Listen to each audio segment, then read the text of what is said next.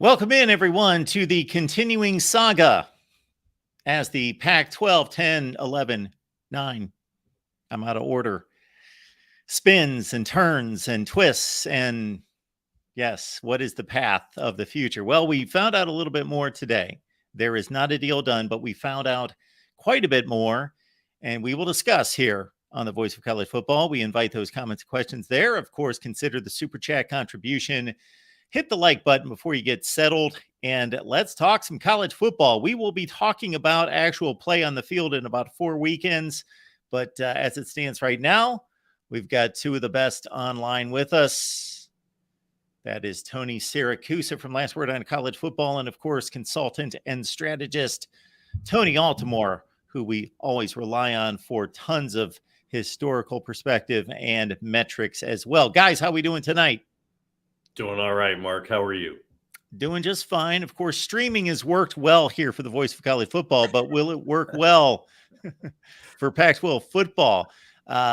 Tony, down below, Tony Siracusa. Right. This always happens when we've got two of the same name on the broadcast at the same time. I'm the one not giving the USC victory sign. We will, yes, we've got the dueling West Coast brands now coming to because the Big Ten as well. The best people to talk to right now about the Pac-12 are clearly USC, UCLA, and Ohio State.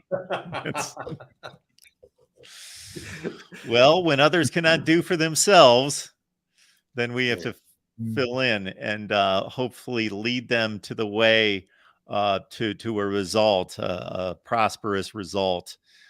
So, Tony, what are your initial impressions of what went down today? Couple of things. One, that Kliavkoff spent an hour and a half going over the initial proposal, which is streaming, which was almost exclusively Apple TV, with the presidents and chancellors of the universities, and came away without agreements. That, I think, is the biggest takeaway. They came away saying they needed more time to look at it, examine it, have the Board of Regents at their given universities take a look at it. And that's fine, but it also is an indicator to me that the agreement or the proposal did not blow anybody's doors off, where they said, oh my goodness, yes, where do we sign? We have to get this. That it is, and not only that, but there was no statement. There was no, we're taking this for final signature. There was nothing.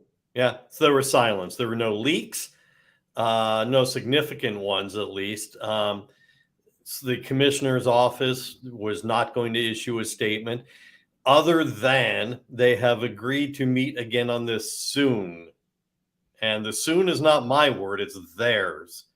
I don't know how many days are in a soon or how many weeks are in a soon, but the calendar is slipping away from you because, Kliavkoff has been promising soon since mid-March.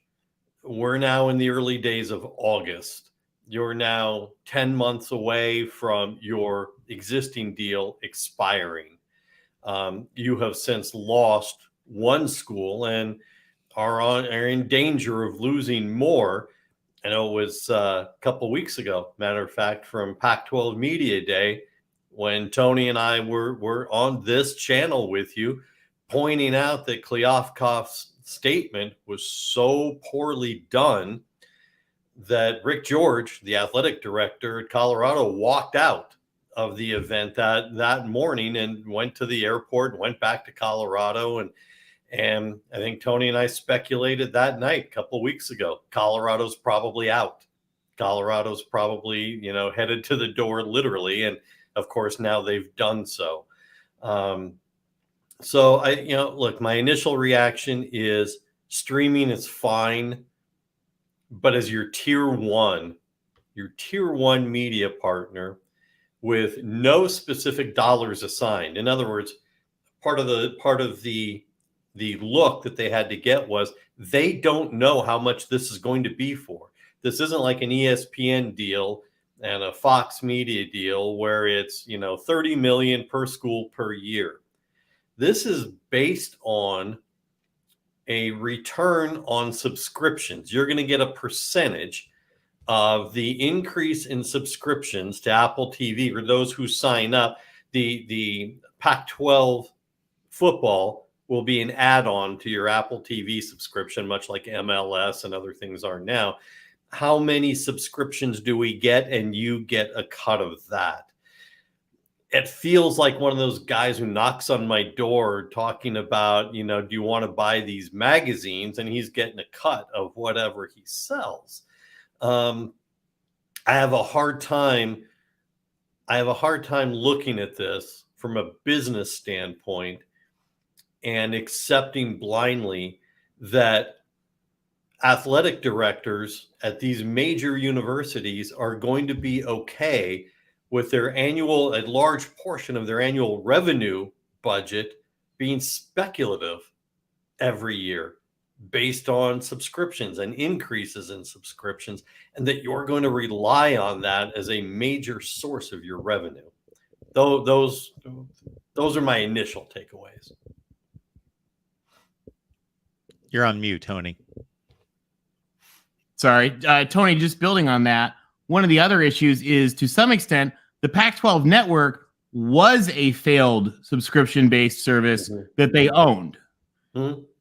And they failed to deliver on that. So it's like, okay, we failed at Amway, so now we're going to go, pick a new multi-level marketing scheme. Right.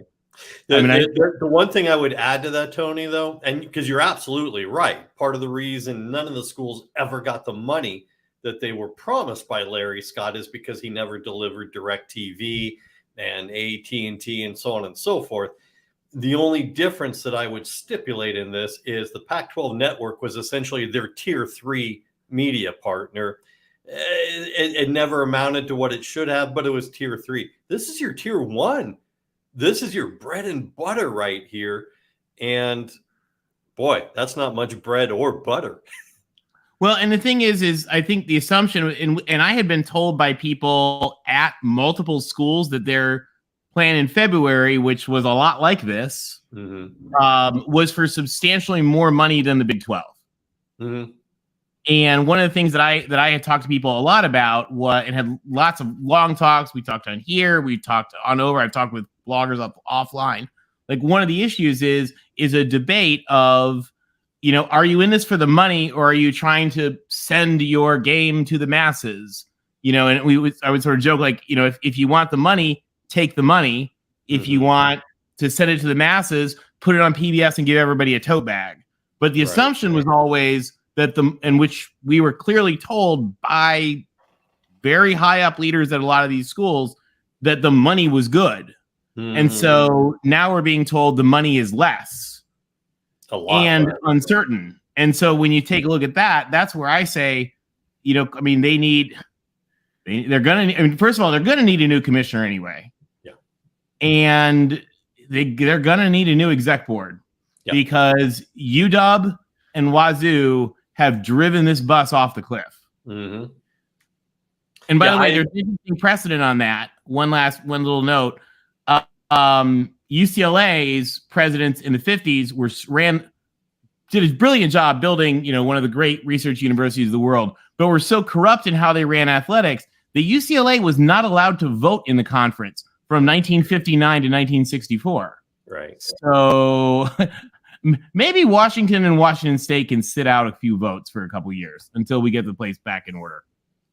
Dabo, thank you so much for the super chat contribution. We'll get to that in just a second, but I've got this question. Since Kliavkov has presented this to the presidents and it's been rejected or needs to be tweaked, we don't know how close it is to what would be acceptable or how far away it is. How much do we think he is in tune to knowing what would be acceptable? He can't go to the well too many times and bring back deals that are going to be rejected because he's going to lose some of these schools potentially. What do you think, Tony?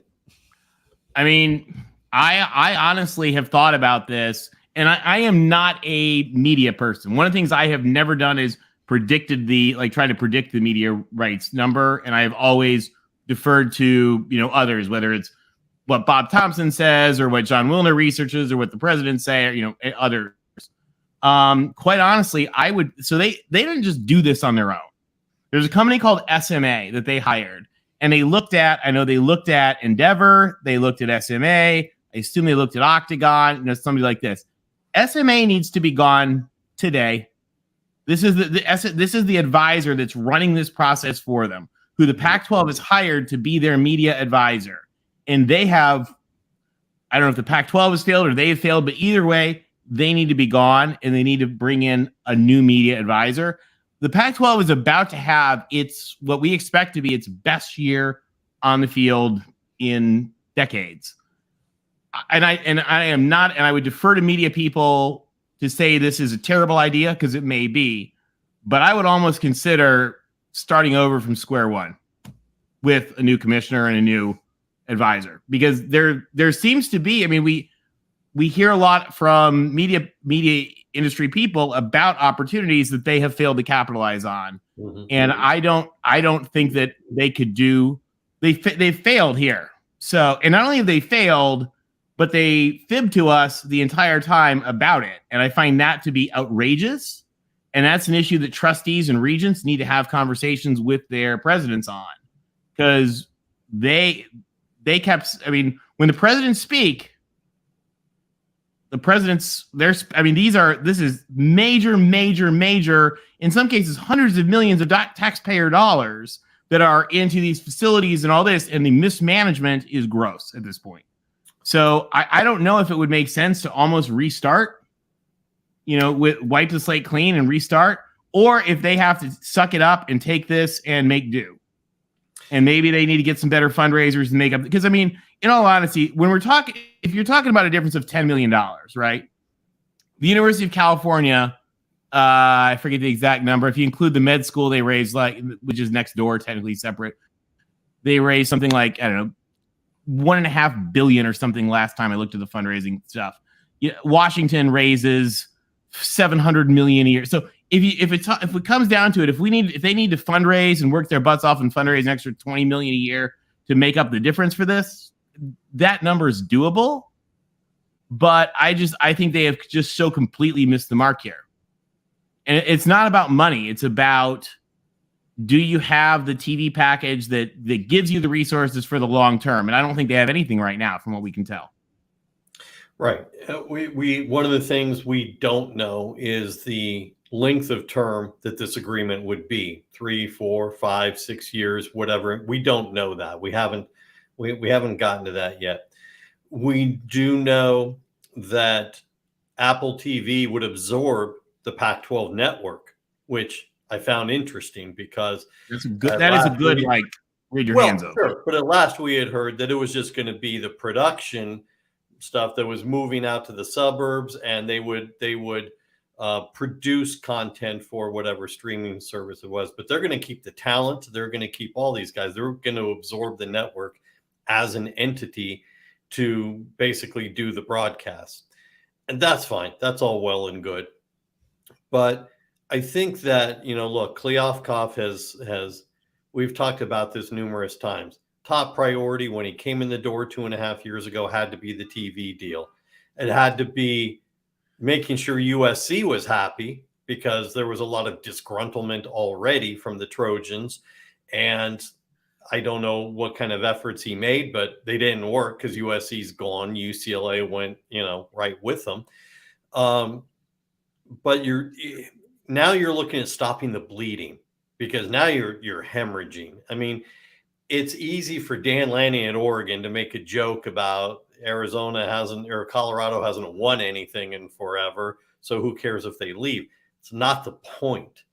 You're suffering, and I'm not a PR guy, but you're suffering an image blow that is just devastating, and you're doing nothing to counter it.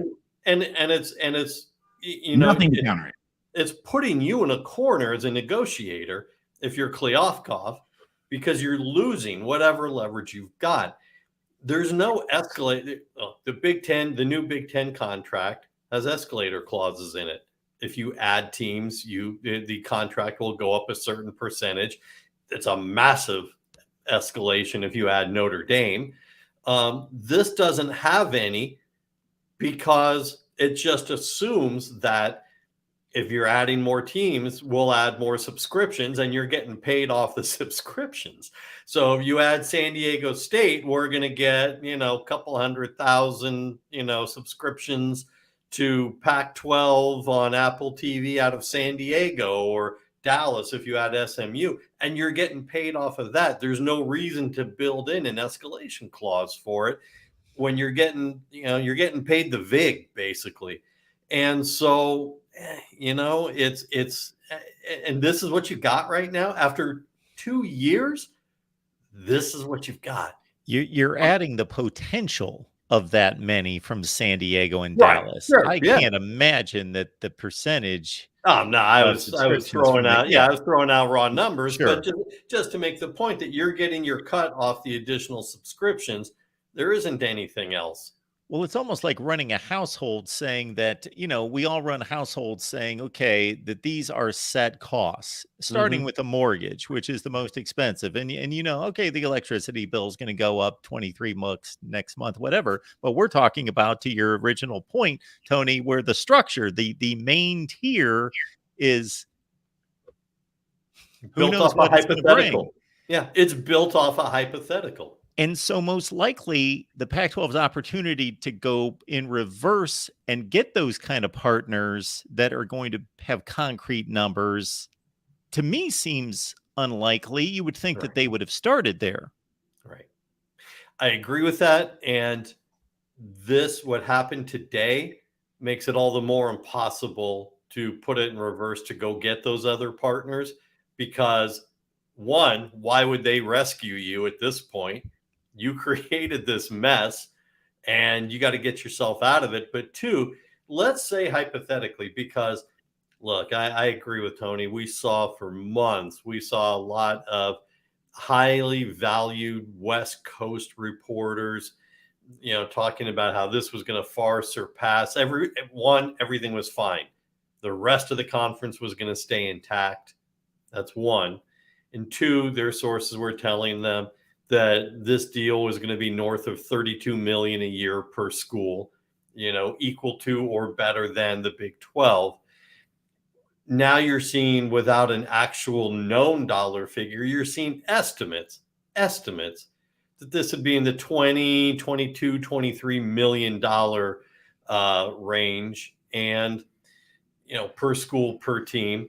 So now, and if this isn't good enough, and let's just say you're ESPN and you're like, okay, look, we'll come up with something. You're going to come in at about 17 to 18 million because that Kliavkoff is that desperate. You're not going to come in better than the 22 or 23 million because you don't have to. If you're ESPN, why are you negotiating against yourself? You don't have to. That's why I would consider starting over. Any further deal or any other deal or any rescue deal is going to be worse than this. Yeah, I mean, I think really they need to almost reconsider starting over with a whole new media advisor, reboot the process, rethink everything, and throw it up in the air. But I mean, in the meantime, they're probably going to lose Arizona, it looks like. Yeah, I know. I checked right as we were going on the air. The Arizona Board of Regents had an emergency meeting tonight. Now, mind you, they oversee Arizona State, and Northern Arizona. Not that we're worried about what Northern Arizona does right now. I'm sure the Lumberjacks are happy wherever they are, but they might be the best team in the state. Could be. But the meeting, strangely, with no announcement ahead of time, they called the meeting to order and then cut off the streaming and went into executive session, which was private. And the meeting ended right about the time we were coming on. There's been no announcement yet as to anything. It's entirely possible they've not decided yet. Well, and Tony, my impression is, and I could be wrong, is I don't know the exact delegation of authorities in Arizona. My impression was that, and I could be wrong. If I'm wrong, somebody please correct me in the chat. My impression is that Arizona has delegated that authority to the presidents. Yes, that's true, with some oversight. In other words, they need to be consulted. They need to have the discussion. It is a ceremonial papal blessing that, yes, if that's what you want to do. In other words, they need to say, if this is what you want to do, we approve it.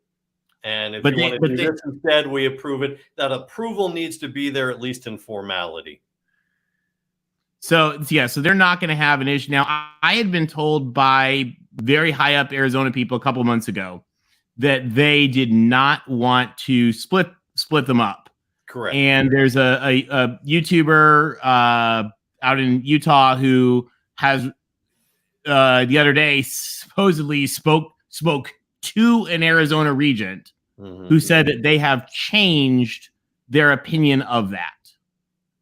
I can't verify that, but I actually have a source that said the same thing, that the Board of Regents would like to keep them together. The schools would like to stay together.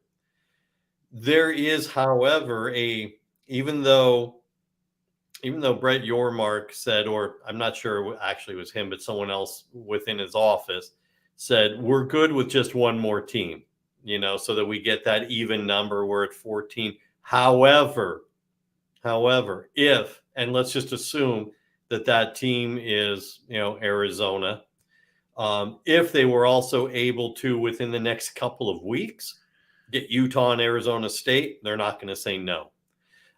So there is, I don't think that Arizona State and Arizona are going to go together right now if one leaves, simply because the conference is looking for one to get to that even number of 14.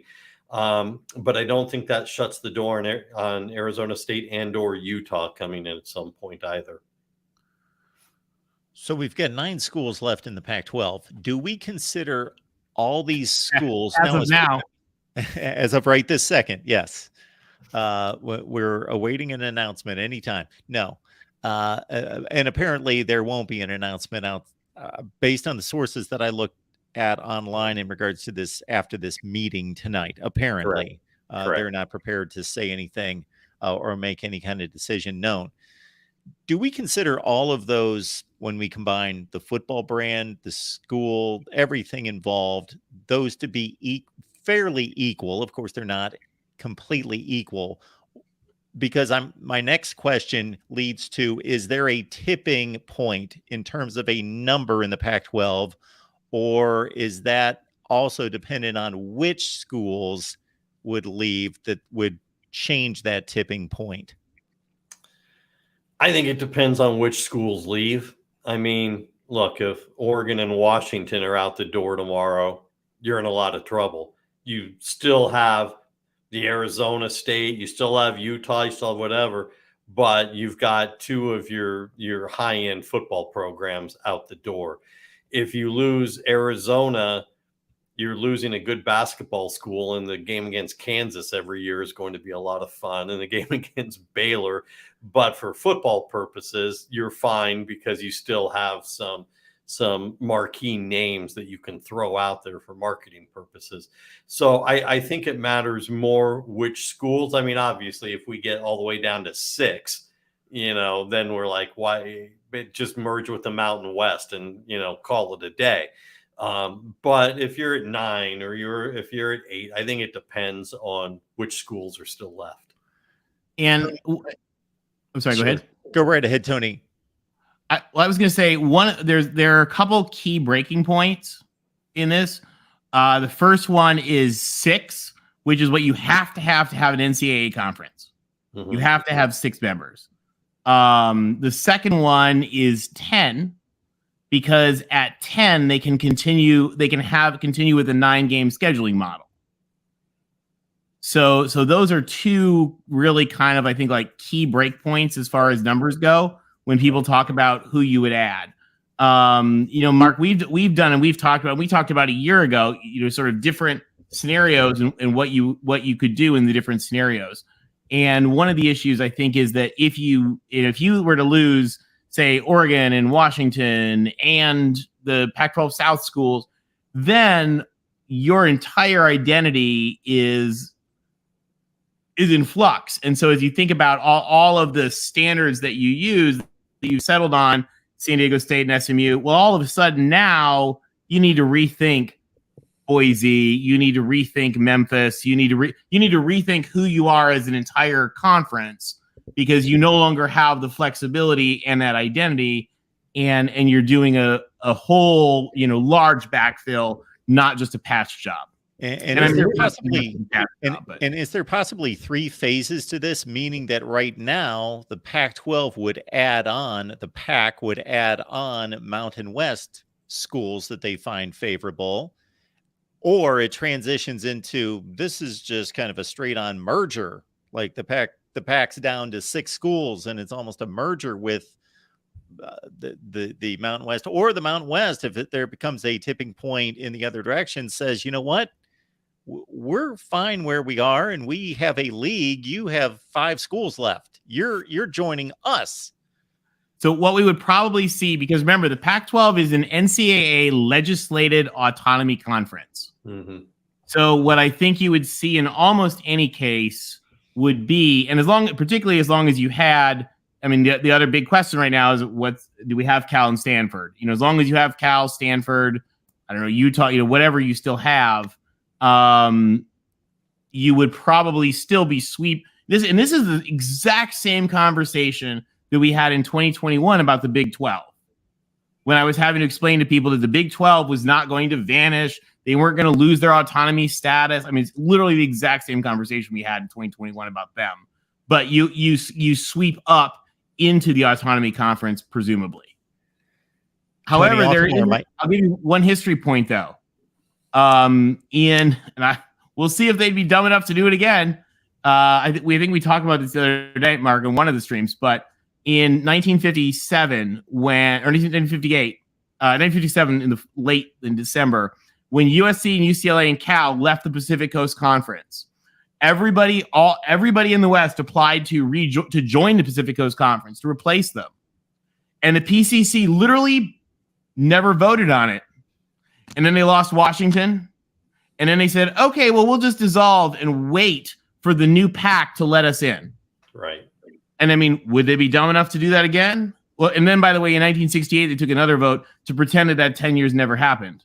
But, would they be dumb enough to do that again?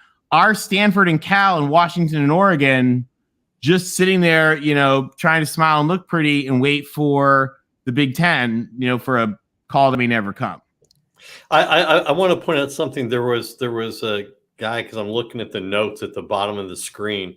Guy was on there before with the Oregon State hat, or the Benny Beaver logo. I liked his suggestion. Just stay live on air until we get an announcement from whomever, and then you could be the guy who breaks the announcement. Look, one thing I do want to point out. Well, I was going to say real quick, Tony, just to play off that before I let you go. This can possibly merge right into our 24-hour lives, right into the opening of the season. It'll be, we're waiting for kickoff, we're waiting for an announcement. Go ahead, Tony. One thing that, as we talk about, does it matter? Do the numbers matter, or does it matter who's left? Well, let me just point out the numbers matter at least a little bit, because if you lose Arizona next week or whatever, and you don't add on quickly, you start 2024 playing 7 conference games, because you only have 8 teams left in the conference. And you got to schedule some out of conference games pretty quickly. And we all know that those get done, years in advance. And all of a sudden, everybody's calling Fresno State wanting to schedule them, and, whomever else you can find there. So the numbers matter to a point if you're not able to add on quickly. And the other thing, when you're not talking about Big Ten and SEC money, the top line matters, but so does the bottom line. Right. And so you need to think about costs, and the travel costs of the Olympic sports start to become a really big deal. One of the great things about the Pac, USC's old operations director when I was an undergrad told me, this was speaking about the Pac-10, when they were all in the 5 sets of pairs. He said a monkey throwing feces at a calendar could make the Pac schedule more efficient than any other conference because the Pac schools are all in easy travel pairs. Like, it's perfect setup. So when you start talking about it's all falling apart, and now you're like, and we guess we'll take San Diego and Boise and Memphis and South Florida and Connecticut, or whatever you're going to do. Now you're also talking about taking millions off the bottom line as well. And that starts to become, just sort of starts to compound your problem. Yeah, the Pac-10 used to have the perfect round robin system, both and everything. Yeah, UCLA and USC head up to Washington. One plays Washington State, one plays Washington on Thursday. You flip on Saturday, and call it good. And you do it in the Bay Area, and it was the perfect system. The only conference that's better at that is the Ivy League because they're closer. Right. Sure. They have the same kind of setup with pairs. So I mean that all of a sudden starts to become a real issue.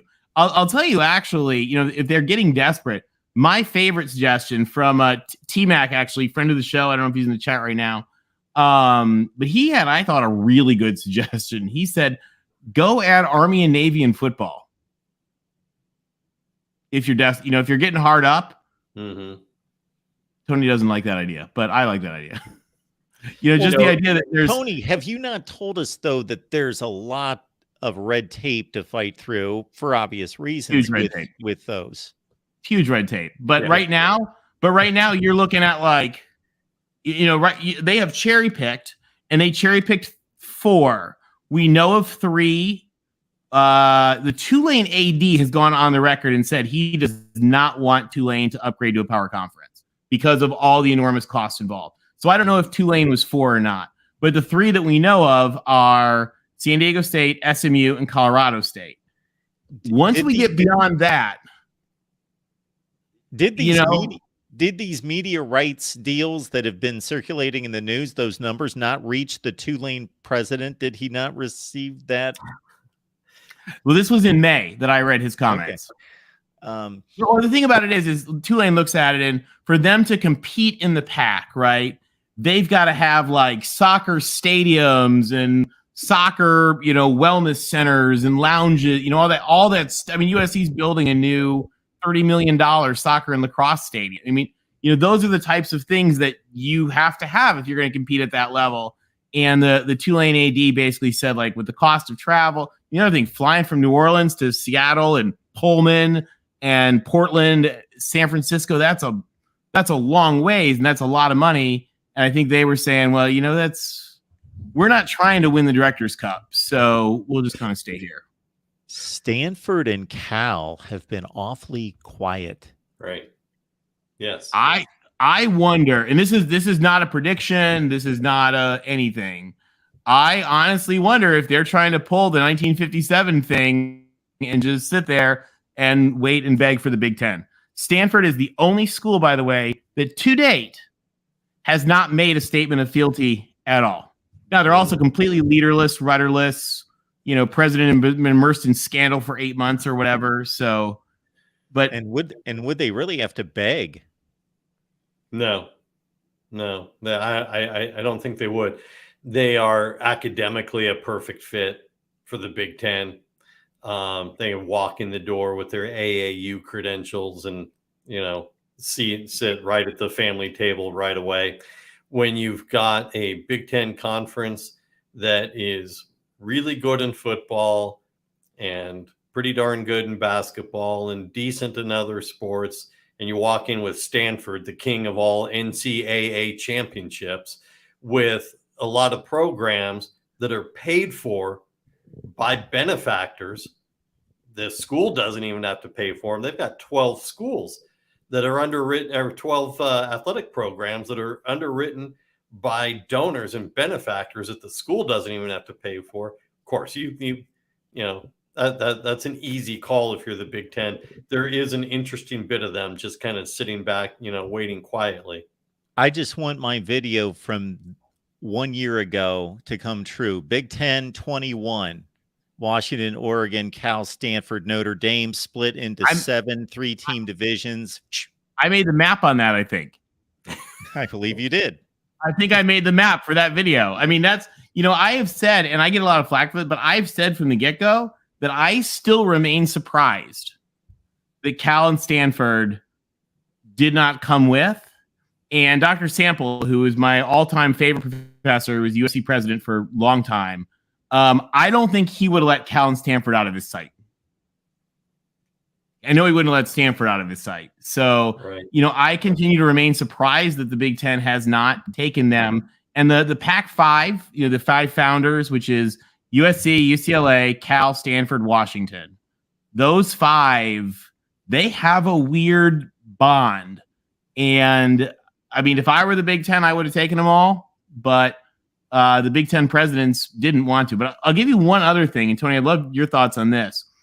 So we always talk about how basketball is not a lot of the money, right? Basketball is like 15% or something of the TV deal. But I'll tell you the catastrophic thing that worries me right now for the Pac-12 is the loss of Arizona basketball. Because having lost UCLA basketball, of course, the legendary bluest of the blue bloods. USC, fairly good. We're pretty good. If you lose Arizona too, Pac-12 basketball is garbage. Yeah. And so all of a sudden, basketball is only 10 to 15%. But if you've chopped that value out of the basketball, that's huge. Now, Arizona basketball, I'll be honest, I don't know that they really add much to the Big 12 because the Monday night, whatever, the Big 12 Monday night showdown or whatever is already going to be great. So if you add Arizona, they have more great teams, but it doesn't elevate them to the degree that I think it chops the pack. And I worry that their basketball valuation is going to go in the tank from losing Arizona. As you say that, I'm smirking because I'm hearing Bill Walton in my head.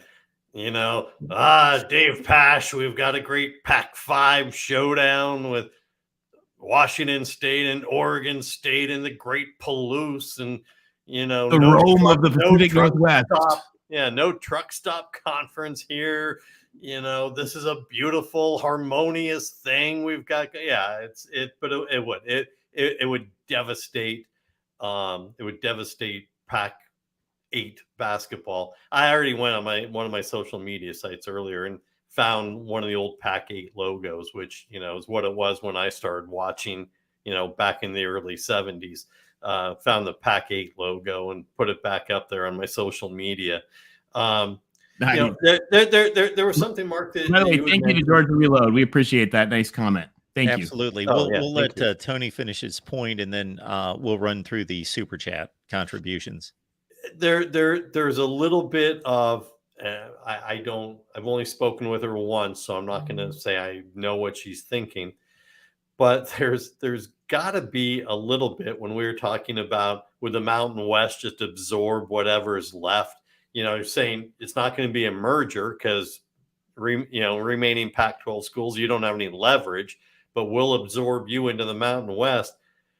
Gloria Nevarez has got to be sitting there watching this with tremendous interest because she was a finalist for the commissioner's job for the Pac-12, and many, including me, thought she should have gotten the job.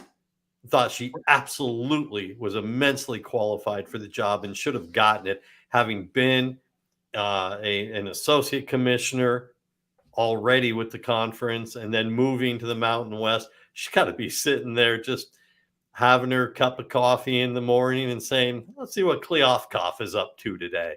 I mean, I've taken flack for this. I've kind of openly said that I think she or Oresco should be put on a plane out west today, right? Because I think they need an old school commissioner. Right. I think they need a captain to steer the ship, and they should get somebody brilliant to run their new growth strategies or something like that. Right. They can think of fun ideas and all those, but they need an old school commissioner to run the ship. I mean, if I were them, I'd go to Huron Group and make Jim Delaney the emergency manager, kind of like Detroit, when Detroit absolutely fell apart and they put an emergency czar in there to run the city. they need to put this conference back together. And I mean, again, the money, when we, in the grand scheme of things, when we look at, are there $10 million behind? $10 million matters a whole lot more to Kansas State than it does to Washington or Cal. Could be the greatest changing of the guard in a catastrophic situation since Winston Churchill for Neville Chamberlain. Exactly. Saving the day in World War II. And it's about that degree of change that needs to happen, I think, in this conference. Because you right now you've got whatever mess, and by the way, I don't necessarily know if that applies to all of the operational people or the sport management people, because some of them are probably wonderful, but the people running it were terrible under Larry Scott, and they've been terrible under Kliakov. So they're 0-2. I think it's time for some serious change. Let's hit the super chats. As Tony mentioned, Georgia Reload, thank you so much for your contribution. Thanks for doing a good job, guys. LBC Robbie has determined, hey, now is the time. I'm going to become a YouTube member here at the Voice of College Football. Thank you so much for that. You can look at your many benefits that come along with that. We will send you a link to the Discord as well. You can talk college football and realignment 24/7, 365. We've got our web chiming in with Pack has 3-1 arm and paid on commission. Yeah. Sounds it's just about. And Dabo Sweeney, and we have fact-checked the winning percentage. Very good. Well done. At least with the ACC, they have their own network for other sports, and it's right next to the SEC network on all the channel guides. Pac-12 is toast. Let's not be inaccurate there, though. The ACC, at least as of a year or two ago, the distribution for the ACC network was not the same as the SEC network. So they may be side by side on your cable plan, right? But that is not case. They're not on all. And let's also be clear that the ACC network is owned by ESPN. So, sure. Jim Phillips isn't, deciding what goes on, what goes on the programming on any given weekend. And of course, our buddy Joey, thank you so much for challenging everyone with a super chat challenge, a little support for the best show on the internet. Thanks to these two tonight. We try to hold it together when they're not on. Well, I do my best. But Tony Siracusa, last word on college football. And before we continue our conversation, Tony, what's going on there at Last Word? Well, we've got a lot of leftover, I don't want to say leftover, but coverage still going on from media days last week, some in-depth coverage of camps now that they're open, position battles, things like that. So we are ramped up now to about 4 to 5 fresh content articles per day. By the time the season starts, we'll be at about 7 to 8 per day. So definitely a lot there, depending upon, or even regardless of which team you like. We've got plenty of content there. By the way, comment for Dabo Sweeney there. I took umbrage at Dabo's comment on the transfer portal when he was at ACC Media Days. I didn't want to call him out on it because it seemed kind of petty in front of a couple hundred media members. But when Dabo was talking about they don't need to use the portal, we don't really lose players to the portal. And he said, and we segue this because we're talking about the Pac whatever. He said, as a matter of fact, off last year's team, we didn't lose any starters other than to the NFL. Really? Your starting quarterback is sitting in Corvallis, about to play for Jonathan Smith. You don't get to call Cade Klubnik your starting quarterback because he started the bowl game. No. DJ was your starting quarterback, and he's sitting in Corvallis, where I have gone on the record of saying I think he's going to have an amazing year playing in Jonathan Smith's offense. One thing when Tony was referencing back to the Larry Scott days, I would be remiss if, having attended all those Pac-12 media days as I did with Larry Scott doing a tap dance, on stage about how there was no deal with DirecTV. But I got to tell you, it's a little weird today because Larry Scott when he was doing that tap dance, would constantly say, we're really focused on the cord cutters of the future. We're really talking about getting ready for when it's all going to be about streaming. Now, look, reality is ESPN, they're all going to move large chunks of their programming to streaming at some point in the future. 3, 4, 5, 6 years from now, there will be more streaming on ESPN Plus. They will do, whatever the streaming. Amazon will pick up some more. Apple, if this is a success, will pick up more. There's going to be all of that streaming. So, but I'm not going to say Larry Scott was right, because you have to deal with the here and now. And I saw a reporter on his digital media site, a reporter whom I like a lot, but I don't want to call him out by name here, who talked about one of the important things about this deal and potentially accepting it is, where does that set you up in 2030 and beyond with streaming outlets? And I wanted to jump through my laptop and say, no, you must deal with the here and now. That's what got Larry Scott all turned around. He didn't want to take the ESPN partnership for the Pac-12 network, because he was going to be independent, so that he was fluid and free to move with streaming and the cord cutters. And okay, he was 15 years too soon, and the conference is paying the price every year, to his tenure and Kleofkoff's. But no, you cannot look at this deal in terms of what does it do 7 years from now with streaming services, because you don't know what the streaming services are going to be. You don't know who's still going to be around. You don't know who's going to be offering anything. Deal with the here and now, which is a 4 to 5 year contract now. Yeah, I mean, that's what they need to do. Is what they should have done 6 months ago. They should have done years ago. Yeah. But especially 6 months ago. And that's the thing, is they pushed and pushed and pushed, and it would have been fine, but they had the Big 12 clawing and just trying to pull off. And yeah, they pulled off the absolute worst piece of the Pac-12. They may well pull another football team who's won 5 games in 3 years, something like that. Yeah. And I mean, those are not good football teams, but you're ripping out the heart of the conference. And that costs you, even though they're not good football teams. And yeah, you can replace them with teams that have better SP plus, more talent ranking, whatever, that win more games. I mean, San Diego State whipped Arizona a couple times, but you can't, you can't have that happen. And it's ridiculous. And they've got to stop the bleeding. And I think that then they have to make some serious changes. I mean, just no matter what, even if I don't know, Michael Crow convinces Bobby Robbins to stick around and give it a shot, whatever. I don't think they can continue under the current commissioner. I think it has become such a global pylon that I don't think he can be effective as commissioner anymore. There's a part of me that doesn't wonder if taking the break after today and coming back in 3-4 days, a week, whatever it is, to revisit this isn't a little bit intentional, because they couldn't get all the yeses they wanted. The votes weren't there. The yes votes weren't there to get this through. So don't take the vote and embarrass yourself by getting it flat out rejected.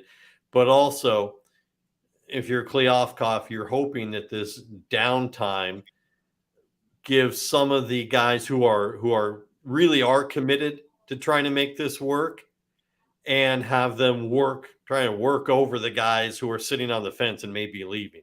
Does that make sense? Get a little bit of lobbying going on. Get a little bit of chatter going on. Washington State and Oregon State don't have anywhere to go. Nobody is pining for them. You don't really know what Arizona State wants to do. Maybe if they do want to stay, hey, let's talk to our Arizona brethren. Let's talk to Utah. Let's talk about what can happen on the positive side if we all still, pull this together. Look, I'm reminded, Mark, and you and I talked about it years ago when things got so bad under Larry Scott that he spent a summer going to private equity firms around the country, hat in hand, begging for $750 million. Got exactly zero of it. And I saw reports that, well, he got offered $1 billion, but turned it. No, he did not. I mean, we're not going to go into details because the copies of things that I have people have the names of the recipients watermarked on the presentations, but I know what the presentation was page for page. And it got so bad, Larry Scott was asking for $750 million in exchange for nothing more than we'll give you your money back and a little bit on top of that. It feels like right now this is almost a little bit worse because the conference survived in whatever capacity without that money. They were cash strapped. The schools weren't getting as much as they were supposed to. But now you got schools just last one out the door, turn off the lights. Well, and the other thing, when we look at what they do next, I also wonder if I think you're 100% right, Tony, that intentional break. But I wonder if it also gives a chance for, okay, if you're going to go, because you don't in the room, you don't need to be negotiating around trying to bring a resolution with somebody who's going to dash out the door tomorrow. Right. So if somebody is saying, oh, I want this, I want that, if you're going to go. And if you come into the room for the next, this would be what I would try to do if I were Kirk Schultz, because this really is, I think, more at a president level than a commissioner level. Mm-hmm. But I would say, like, hey, if you don't have the pen out to sign when what you're signing when we're done, don't come back into the room, because they need to get to a point of being done. Tony, in our conversations, not just about this specifically, but just about the way administrations and schools operate in general, we're talking about, again, presidents of elite schools and that deal with larger sums of money, that deal with college football fans. I know, hold your breath. That deal with what is for their core purpose, more important things. And then they botch this. Do you think that they know this is important? Commissioner, you deal with this. You bring us updates, keep us in the loop. We're dealing with a zillion other things over here, and they just kind of let it go. It's very possible. Remember, the University of Washington's total budget, including their healthcare system they run, is $9.2 billion. Of that, 130 million are athletics. So, these are small dollars. These are small potatoes. I think they made the comment at Media Days, which I think we talked about. They have now had 32 CEO group meetings this year. In a normal year, they have 3. When I heard they scheduled this meeting on Tuesday, I just can't even imagine the work that goes involved with the secretaries to schedule these meetings is insane. So the fact that they're getting these folks together and doing this, it has to be done, but it is not in their normal forte. But at the same time, they have failed as board members. Yes, they have a board response, and some lawyers angrily typing about the definition of fiduciary duty right now. But regardless of what you want to argue about, they have a responsibility as board members to manage this process. Mm-hmm. And as a board, they have a responsibility to know. They don't have to be in on the meeting, whatever. There have to be controls. There has to be management. That's the purpose of a board, especially a board that's had 30 meetings in the last year. And to be all of a sudden surprised by any of this means that you have just epically failed as a board. Yeah, look, totally agree with that. 100%. The commissioner works for them, not the other way around. And they're sitting there saying, well, let us know how it goes. Look, I'll tell you, because I know we've talked about him personally before. I look at somebody like Gene Block, who does not care what the athletic department does. Win some championships so we can hang some banners. And, look, I personally witnessed the fact that over years, Gene Block couldn't be found at an athletic event on campus to save his life, that it was only when Martin Jarman came in as the athletic director, and Jarman literally dragging him by the hand along the field at the Rose Bowl to say, Chancellor Block meets so-and-so, Chancellor Block meets so-and-so, you see that guy over there, his name is Troy Aikman. He's really famous. Why don't you say hi to him? He's a very famous Bruin. That's what that relationship is like. So that gives you, some insight as to, USC, they've got tons of administrative issues that they're dealing with on their own in terms of, the athletic department. And I saw an ugly rumor tonight just before we went on that Carol Folt wants to interview Martin Jarman for the AD job at USC. Boy, talk about sending UCLA people into a panic. But to Tony's point, Mark, was there a show on your channel that might have suggested that? I think whoever that is might have had a slide about it. To Tony's point, they've done absolutely nothing correct in terms of how you run a board, how you run you have to run this like a business. You may be the president of the university. I joked about Michael Schill in the past, and he's got all of his issues at Northwestern right now. But when he was at Oregon, right, another stellar oversight job. Yeah, this was a guy who, when I was asking him questions on a Zoom call when the Pac-12 was shutting down for COVID, and I asked him, do you fear losing some of your football players to schools that are still going to play? And his answer was, no, I feel certain that they're going to be spending more time in the library and doing all the things that other students do. And he was dead serious. This is the mentality of too many of these schools. This is why when the Big 12 was hemorrhaging and everyone accused them of circling the drain, oh my God, they've lost Oklahoma and Texas. How will they survive? And the Pac-12 had a chance to go pillage some of the Big 12 schools, and they turned their nose up at them. They weren't good enough. They weren't Carnegie Tier 1 academic universities. And, who's having the last laugh at that now, right? So there's always been a bit of arrogance. Some of it was deserved. Some of it was way overblown. And it's costing them now. It's costing them very much. Well, that, and the other thing too that I really think is a failure here is the failure of the University of California to be the imperial mothership aircraft carrier University of California. I mean, when the Pac-12 was at its strongest, the University of California, Clark, President Kerr, President Sproul in the Pacific Coast Conference, I've never found records of them having an election. He was just chairman of the Council of Presidents because he just was. And so like they were imperial and they kept people in line. And like right now they're just out like in left field picking dandelions with Oski. Yeah.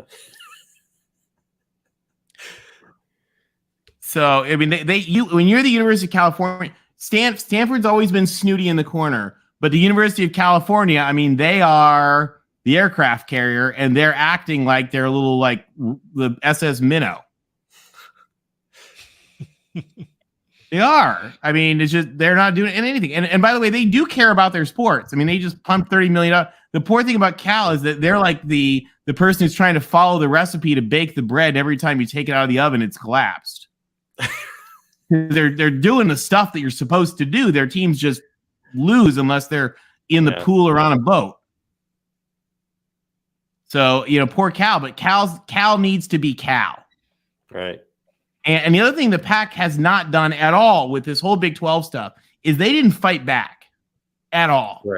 Correct. Which was okay if you absolutely had control of the situation. But we're seeing now with Colorado situation, we're seeing now with the TV situation, they didn't have control of the situation and they weren't fighting back, which is you can't do. I mean, they needed to be in there being like, wow, I guess that's too bad. You know, your grant didn't get approved. Maybe you should knock off this baloney. I mean, that's what it takes. The Big 12 is fighting dirty, and the Pac-12 is picking dandelions with Oski. Dandelions pick? It's true. Tony Siracusa, last word on college football. Tony, we know you need to hit the road.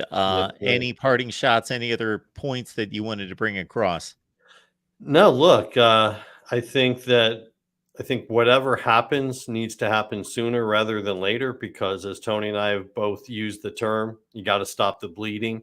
And the longer this goes on, the bigger that gaping wound is going to become, and the more PR damage and image damage you're going to suffer. And at some point it becomes irreparable. Look, we're all looking forward to, in 3 weeks, 3.5 weeks, we get to start talking actual football. But Kleofkoff can't pretend that that's going to make this issue go away. He needs to resolve it beforehand. If this lingers into the start of the season and they still don't have a deal for next year, it is going to be an overwhelming topic for everything he does. And he is not prone to speaking to the media. He's not prone to giving interviews. And so there is no damage control going on right now by anybody. And it's hurting them. So beyond that, just, come to our site and read all of our great writers. He's got great stuff. Thank you. Yes. And that site is lastwordoncollegefootball.com. You've seen it throughout the show on the banner right there. And follow Tony on Twitter, Tony Bruin, at Tony Bruin.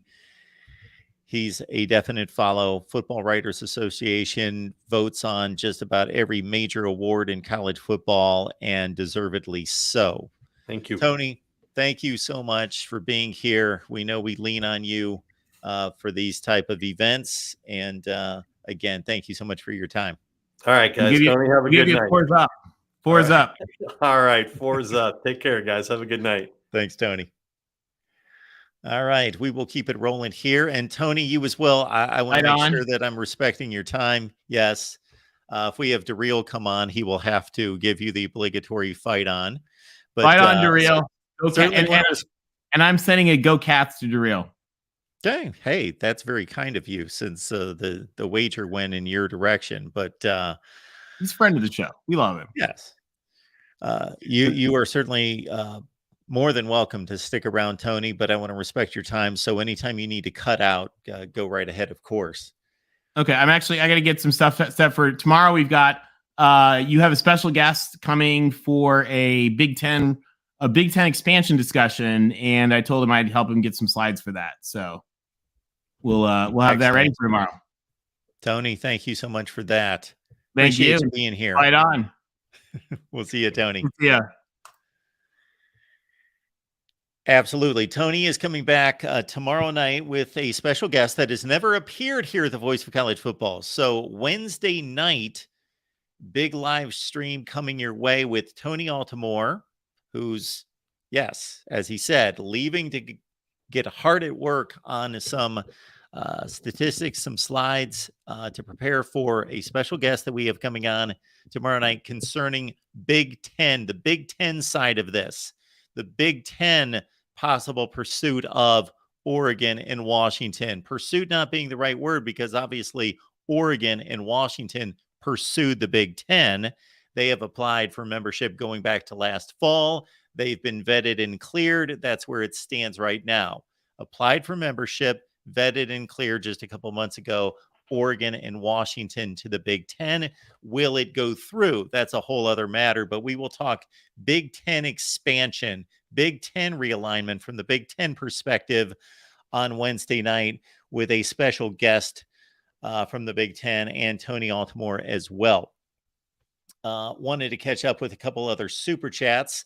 I'm also available. You can talk to me. I know that I'm not necessarily Tony Altimore or Tony Siracusa on this subject, but I'm available for the discussion as well. So we will leave the link in the chat, and you can join us to talk not just realignment, but we are here to talk college football as well. Keep in mind that we are less than 4 weeks from kickoff of the college football season on August 26th, week 0.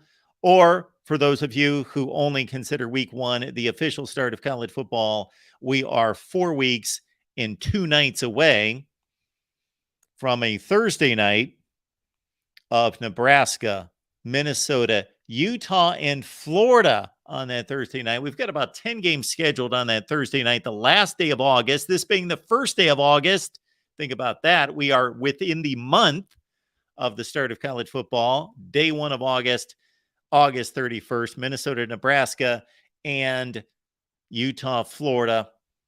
And then also keep in mind that we are planning the 3rd annual Voice of College Football 24-hour marathon, live marathon leading into the season. So we will be here for that as well. All right. We did have a couple super chats that I have not gotten to yet. Here we go. Badger and Bournemouth fan. If the Pac dissolves, does that actually hurt the Big 12 in the future, relevance-wise in football? So the Pac-12 would dissolve, and this could possibly hurt the Big 12. So this could be some higher end thinking here, some upper tier thinking from Badger Bournemouth. Well, let's think about it. Let's put together, there are about 50 different scenarios that we could devise here. Well, let's go with a reasonable one. Let's say Arizona, Utah, Arizona State go Big 12 and become the Big 16. 16 teams in the Big 12 with Arizona, Arizona State, and Utah joining Colorado. And let's say Washington, Oregon, Big 10, Stanford, Cal, Big 10, Oregon State, Washington State, sorry, Beaver and Wazoo fans, to the Midwest or the Mountain West Conference. All right. Then we have a week in Pac-12. We basically don't have a Pac-12. We've got a Pac Mountain West, and whatever they would do with the branding of that conference, it would basically be the Mountain West plus the Beavs plus the Cougs. And we would have a Big 12 that would be a strong Big 12, not at the upper echelon, able to compete with the SEC and the Big 10, of course, but 16 strong. Then why would this actually hurt the Big 12 in the future? You would need to explain that one to me. The Big 12 gaining strength. Arizona is not a great football brand. Arizona State is not a great football brand now, but they still add to the value. Arizona population is soaring each and every year, each and every decade. Arizona population continues to soar. The high school football play, much because of the result of that population growth, is increasing all the time. The improvement in Arizona high school football has gone up significantly in the last 10 or 15 years. So population up, high school football recruiting footprint is soaring there, more so than just about anywhere in the country in terms of where they were. And you've got 2 major programs that are right now top 50 programs.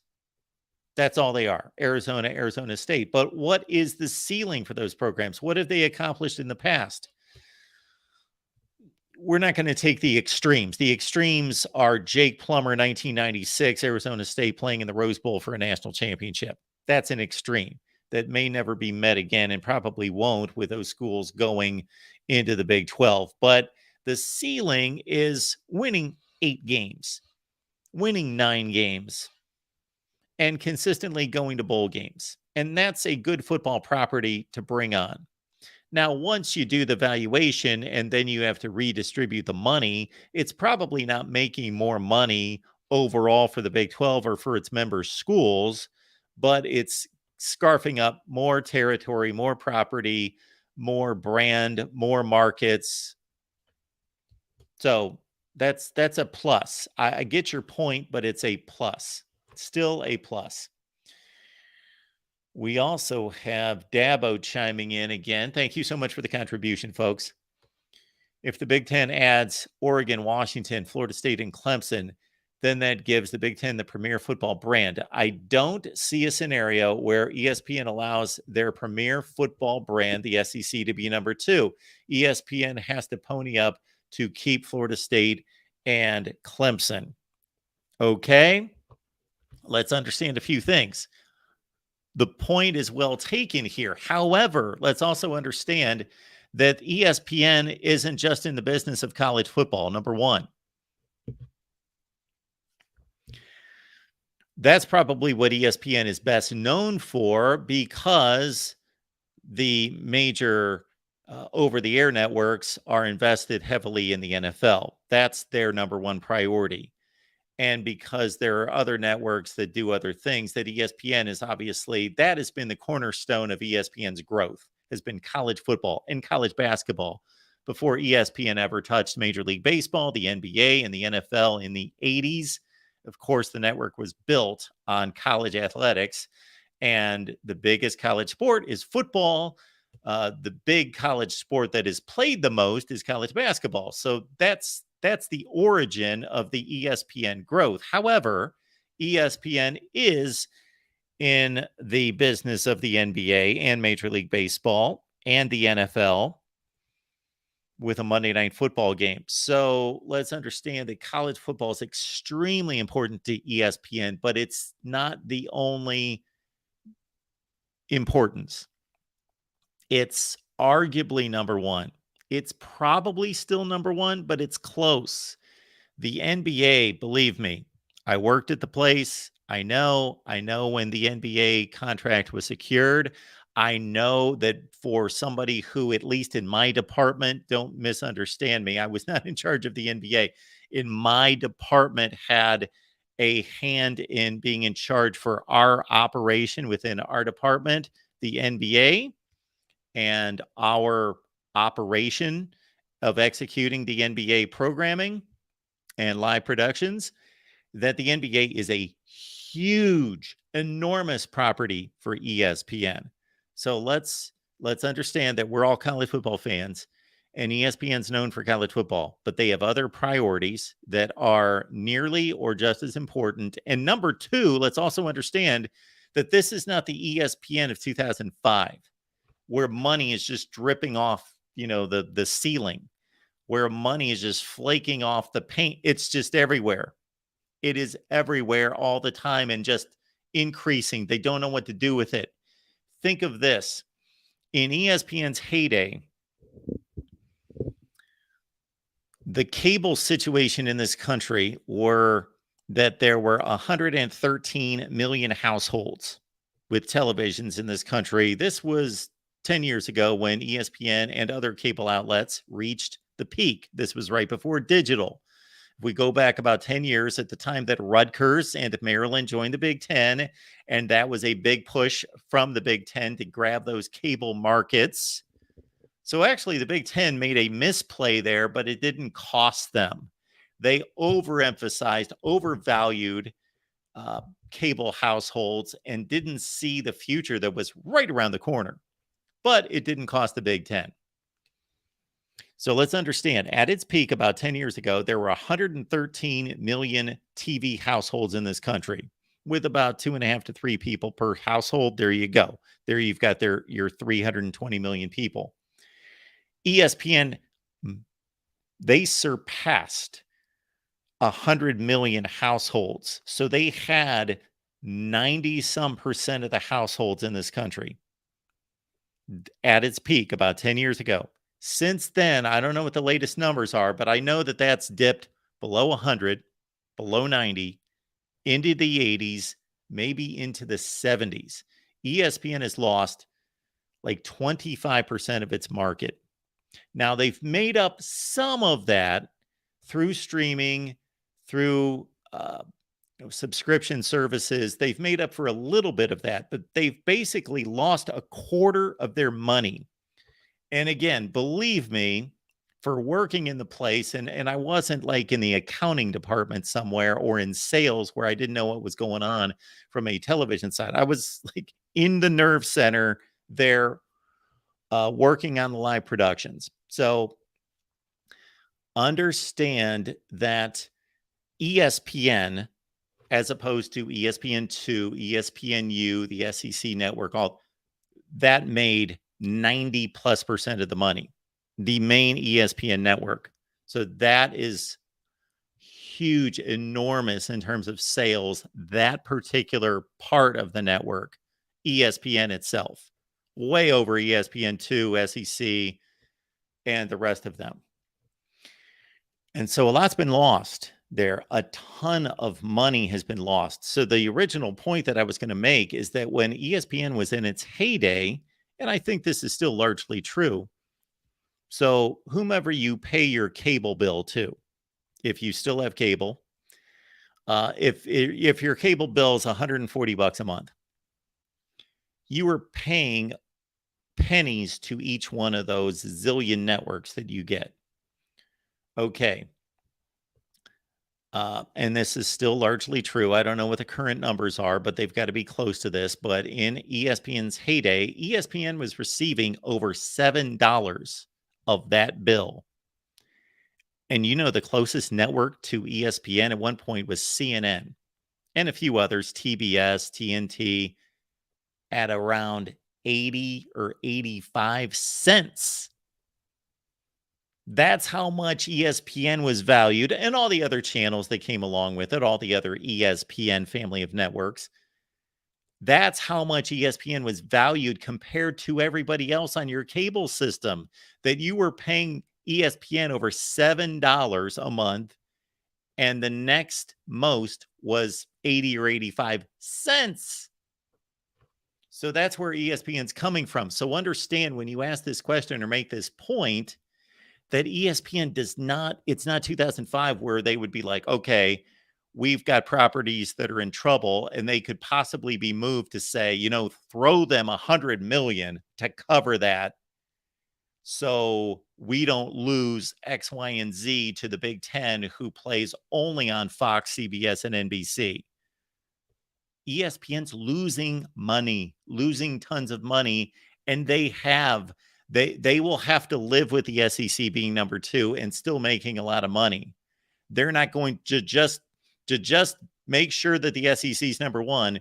ESPN's not going to fork over hundreds of millions of dollars. Okay. Stephen Light, thank you for the contribution. The truth is that most of those PAC schools really don't like football. They would prefer to have Olympic sports and support them via taxes. You make a good point there. In terms of liking football, that's, of course, a very general statement, but there's no question that the Pac-12 at one point here in the last 15 years made the decision, unlike all the other conferences, especially the Big Ten and especially the SEC, made the point that we are going to treat all these sports the same. And that was philosophically a dumb move. Because if you see the very, very major schools that excel in sports and excel financially. So, for example, this past season, Ohio State made the most money in football. Texas was number 2. What 2 universities carry the most sports? So they not only prioritize football, all the other sports benefit because they prioritize football, because they make all this money that they can say, you know what? We'll start a fencing team. It'll cost us $100,000, a couple $100,000 a year to do that. Big deal. Start a fencing team. That's why Ohio State's got like 45 sports. Not because they prioritized all those other sports, because they prioritized football. They can fund all those other sports. So in trying to prioritize other sports, Stephen, to your point, the Pac-12 screwed up. All right. Let's take a call. We got our buddy Will chiming in tonight. Will, what's going on? What's up, Mark? How are you? So, I'm doing good. I just moved into my new apartment, so Nice.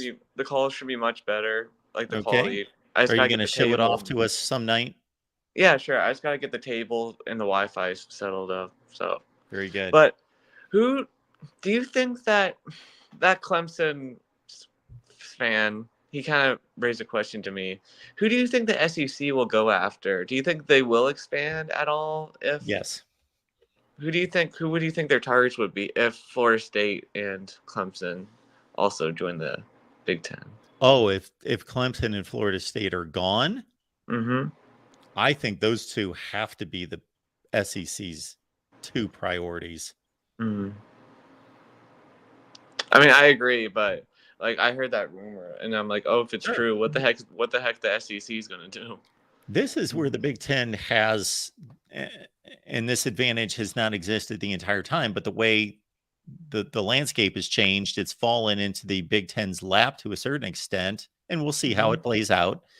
And we all still have geography in our head, but could Washington and Oregon go to the SEC? I highly doubt it, but that would have been the stupidest thing that anybody could have uttered 5 years ago. But now, who knows if the SEC's they're not going to be desperate, but if they're like, we need 2 other football brands, yeah, come play with us.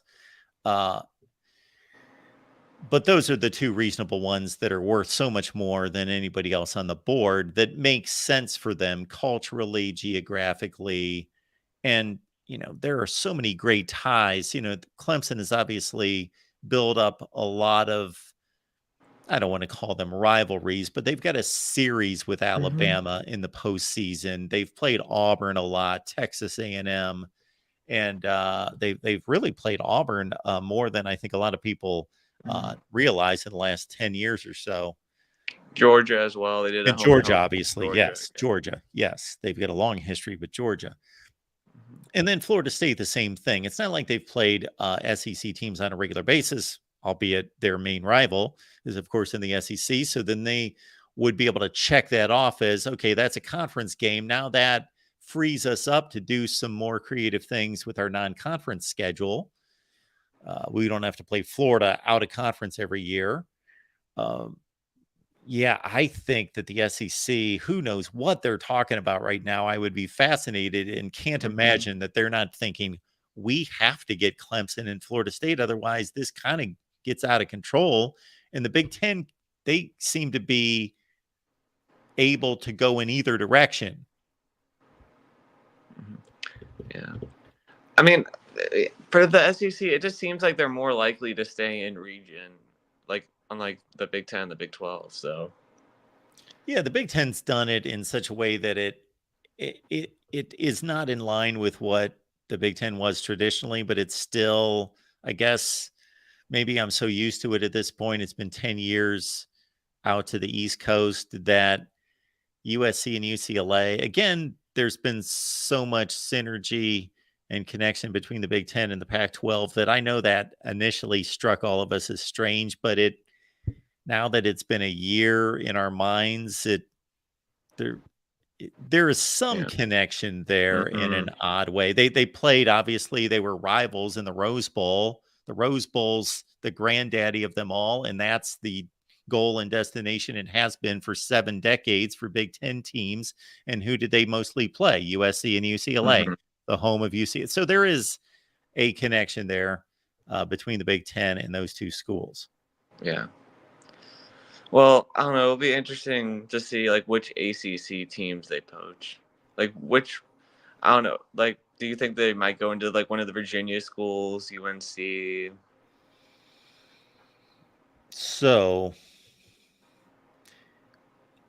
I know that this isn't the direction that the conversation's going right now because it's focused on Florida State and Clemson. But in trying to merge academics with athletics and football in particular, if I were the Big Ten, I would need a lot of smart people to convince me otherwise. But my first thought, and I've said this a million times, would be Florida State and Miami. I would want to go take over Florida from a recruiting standpoint, from a market standpoint in Miami. Clemson, great football brand, better than the other 2 over the last 10 years, but that's somewhat short-lived. That might be tied to a particular head coach, as far as we know. Clemson when Dabo Swinney moves on to Alabama or just puts in for early retirement, who knows? Clemson might his What he established may endure, or it may not. They might be North Carolina in 5 years or 10 years after he moves on. They may be what they were in the 80s and 90s, which was a really good football program, but not anything close to what they are now. Yeah. And it's a good school, but it's not at the level of Miami and Florida State. Florida State actually has improved greatly as a school in the last couple of decades.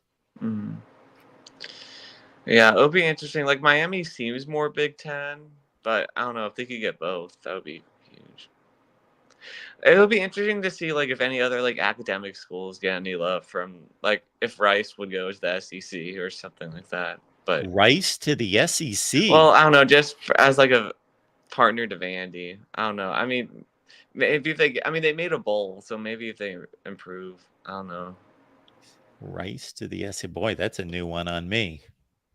I don't know. It's just a thought, but Rice to I the mean, Big they have 12. to get better for sure. Yeah. Maybe down the road. But anyways, I don't know. Like I wanted to see the Pac-12 survive, but like I just don't understand how people can be so out of touch with something that big.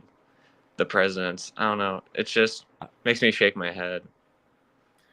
I don't either. And I try to check myself in making these criticisms to say, this is hard stuff. This is not easy. You're not just, trying to organize your closet. You're trying to organize like major stuff here, major facilities and money and budgets, and organize 12 different schools and chasing down these networks, and it's high level stuff. However, that's why they have those jobs, and they did really botch this up. Like I don't know. I think the athletic director and the president should be talking about it like after every meeting. Okay, what's going on? What do we got to do next? But I just have a feeling that must have just not happened. The other part of this that I don't understand, even though we went over it and over it and over it, was reading those 6 letters from San Diego State to the Mountain West. Because basically, we've had a great time. We wish you all the best. We're gone. And the first couple letters just confirmed that. We will, and then we would like an extension, And then all of a sudden, like they don't have an offer from the Pac-12, and they're hanging, they're hanging in the balance, and they're in limbo, and they're backpedaling and trying to get back into the conference. And I'm thinking, did the Pac-12 not? And even if it wasn't so, even if San Diego State, for whatever reason, miscommunicated with the Pac-12 and thought that they had received an offer when they didn't, why wouldn't the Pac-12 say, heck yeah, come on, we need you. Yes, we're not telling you that, but we need you. Why would the Pac-12 have turned down San Diego State? Is it just like they think they're that much? Is it just like they're sipping their like cup of tea and they're like, "Ooh, they're so much below us." Yes. Like, is it just that? Exactly. I know you felt that way, and it was justified in 2005, but we're not there anymore. You need them. You've got these 2 schools in Southern California. They no longer play for you. So you got this huge state, the biggest state in America, and you don't have anyone in the bottom 60% of the state, and there's this huge gap of population and territory, and you don't have any of it, but you've got a school that's, they actually play pretty good football against your schools. Like I would immediately call Fresno more than they beat you. Yeah, I would immediately call Fresno and San Diego State. I mean, I know they think Fresno's even lower, but I mean, they would be doing not great, but they would be doing fine right now. No one would be talking about the media plan, and now that's all people talk about. Yeah, and maybe Colorado would still be a member. Maybe. Yeah, it's possible. That just when all that came out and I read through those letters and I thought something happened, all that there was a miscommunication somewhere, or the Pac-12 just decided to dump them all of a sudden. It was just odd. Yeah. Well, I don't know. I just hope all these schools can at least get into the Big 12. I mean, I have a feeling that Big 12 wouldn't turn the ones down. They can't get the Big 10 offer, but I don't know. Like, I just don't want to have to see them merge with the Mountain West. Well, I don't know. At the same time, like, I kind of want them to merge because I'm frustrated with all the presidents, so they kind of deserve it. But how many teams are in the Mountain West? 12, correct? I believe so. I believe. That makes sense. I don't think they're at 14. They might be. I think they're at 12. Yeah. Yeah. So, yeah. All this talk about the Pac-12 picking off some of their teams, they might be the lifeboat for Washington State and Oregon State, and maybe somebody else. Yeah. Although I think everybody else would be wanted by the Big 12. I mean, definitely Utah, I would say. Yes. Would be wanted. Yeah. I wouldn't think that Cal and Stanford would be crazy about joining the Big 12. Yeah, I think they would be Big 10. Yeah. They would be like, hey, Big 10, let us in. All right. Well. Right, Will. Thanks for having me on, Mark. Appreciate you being here. Yeah, I'm just shaking my head at these schools. 4 weeks to football. Let's just get to football. Let's just get to this Notre Dame Navy game in Dublin. Yes. Let's get to that. All right. See you, Mark. I'm right there with you, Will. Have a good night. Let's keep it moving here at the Voice of College Football, but let's first celebrate our buddy Mick Muffin. Mick Muffin has become a YouTube member here at the Voice of College Football. Thank you so much for that, Mick. And hit me up at MarkRogersTV at Gmail. We'll get you the Discord link, because I don't know that I've got any other way to get you the Discord link otherwise, but we'll get that to you being a YouTube member here at the Voice of College Football. So we picked up 2 members tonight. Thank you so much for that. And we are only about 4 weeks away, not only from football, but from prediction time. So that's one of the big benefits there on both Patreon, and we will do our very best to make sure that we mirror all the benefits so you don't need to feel the pressure or otherwise to join both, either Patreon or YouTube membership. And before we take this call, we so much appreciate our buddy Neil. Neil, thank you so much for that. That is awesome. Thank you so much for that. And for the least I could do, Neil, it's been hiding here in the back for a long, long time. And I know that you're probably not anticipating the best of college football seasons with your Wolfpack this year. You had a good team there for a couple of years with Carson Strong at quarterback, but not a projection for a good season this fall. But let's give some love for the Wolfpack. We had our set designer come in. This usually takes hours to design. So we had our set designer come in this afternoon. I said, hey, we've got a huge, monumental Pac-12 oriented live stream here. So let's get us set up with our Pac-12 helmets. And yes, anybody who is wondering about helmets and additional helmets, we have not been taking helmets for about a year now, but be patient. Please be patient, and we will get ourselves settled and set up a new mailing address for the helmets so we can load this up. And who knows what our next set is going to look like. But Nevada, who do we knock out of here that you can see? Tennessee, of course. Let's get rid of them. Yeah, let's do that. Give you a nice placement right there. Is that good enough, Neil? Thank you so much for that contribution. Very nice of you. Long time no see, Mark.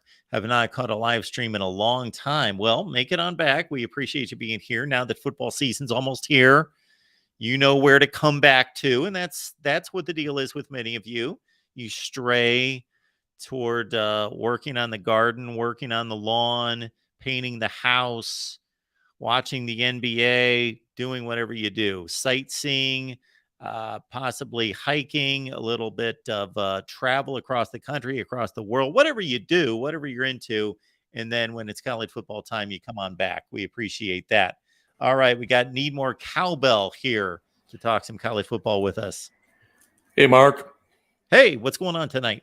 Thanks for having me on. I've got a completely out-of-the-box idea for you for an expansion candidate for a conference in need of adding members. Are you sure they're outside the box? Because I wrote down 17 schools the other day. Just checking. I'm pretty sure this is Okay. outside the box. All right.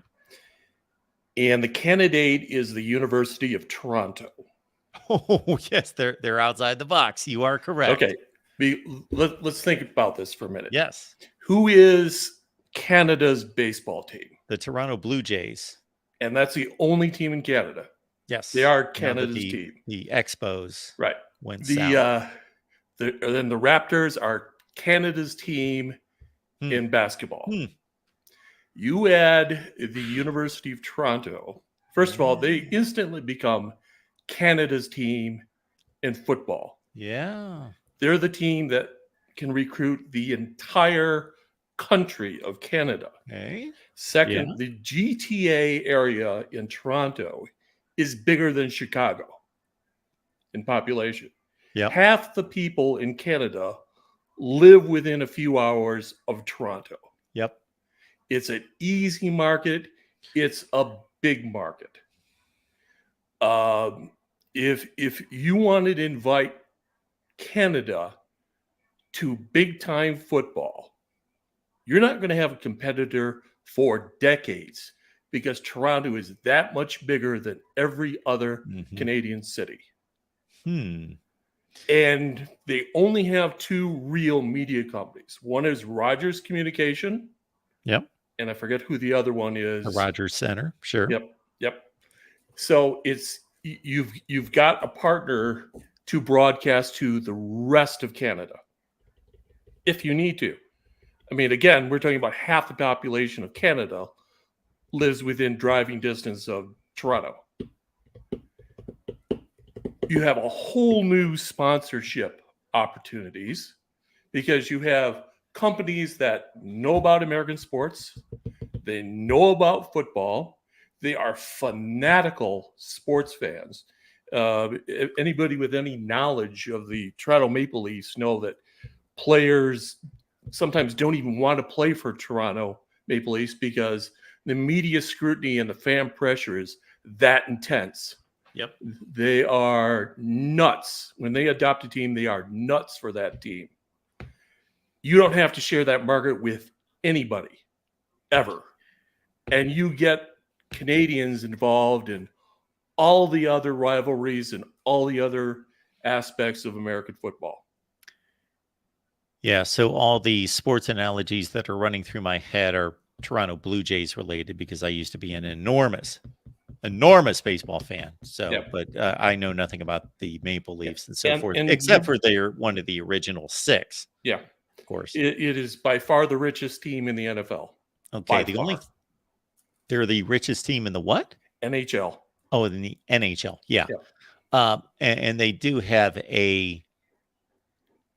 I can't think of the Canadian Football League. They've got a CFL team. They've got a CFL, so they've got obviously stadiums, and they've got people that are regular involved in the sport. So my two major questions / concerns would be involving, number one, travel, of course. Okay. So the obvious fit would be for the Big Ten. Yep. You're within how far from Buffalo? Yeah, so I don't have a 30 miles? major concern about them being in the Big Ten. Shoot, they're drawing teams from LA, of course. Yeah. But I'm talking about them helping out, meaning the University of Toronto, Right. any other conference in America. Right. Okay. Are they? Is it? Let me put it this way: if you had a choice between taking University of, and I don't want to be, mean about this, University of, consider any Mountain West school like Nevada Wyoming, or Idaho, whoever, or Toronto. Okay. Who would you take? Well, based on your sales pitch and based on what I know, I couldn't discount any of that. Right. Toronto, yeah, No, of course. yeah, absolutely. And if you're the Big Ten and you're playing the real estate game and you want a footprint in the Northwest and you want a footprint down in the South, why wouldn't you want a footprint in Canada? Wow, that's pretty awesome. Okay, so that was my first concern, was thinking, okay, that's fine for the Big Ten, but they're not the conference that needs expansion. They're Right. just Well, now in an arms race with the SEC. I was Right. thinking more survival. When you brought up, okay, I got a school outside the box, I was thinking for Pac-12 survival. Okay, but we're just talking expansion in general for anyone, and specifically the Big Ten. Okay, got it. Now, concern number 2, and I don't know the answer to this, would be any type of red tape issues because we're talking about a university outside the country. Nope, they're part of all the major academic, like I was going to say, like AAU. They're a tremendous school. The work permits, the NHL and the NBA solved those a long time ago. It's not COVID anymore, so that's not really an issue. Toronto fans travel to see NFL games in Buffalo all the time. Sure. So that's not really an issue. Wonder what the NIL exchange rate is, as is being posted here by Roger Dodger. Yeah. Or let's see. I want to be sponsored by Air Canada. I want to be sponsored by Molson Brewery. These are rich companies. These are people that can put some serious NIL money into a program. And if I'm University of Toronto, man, to play major league sports in football, and maybe in the future, if that works out well, now you're looking at an NFL team.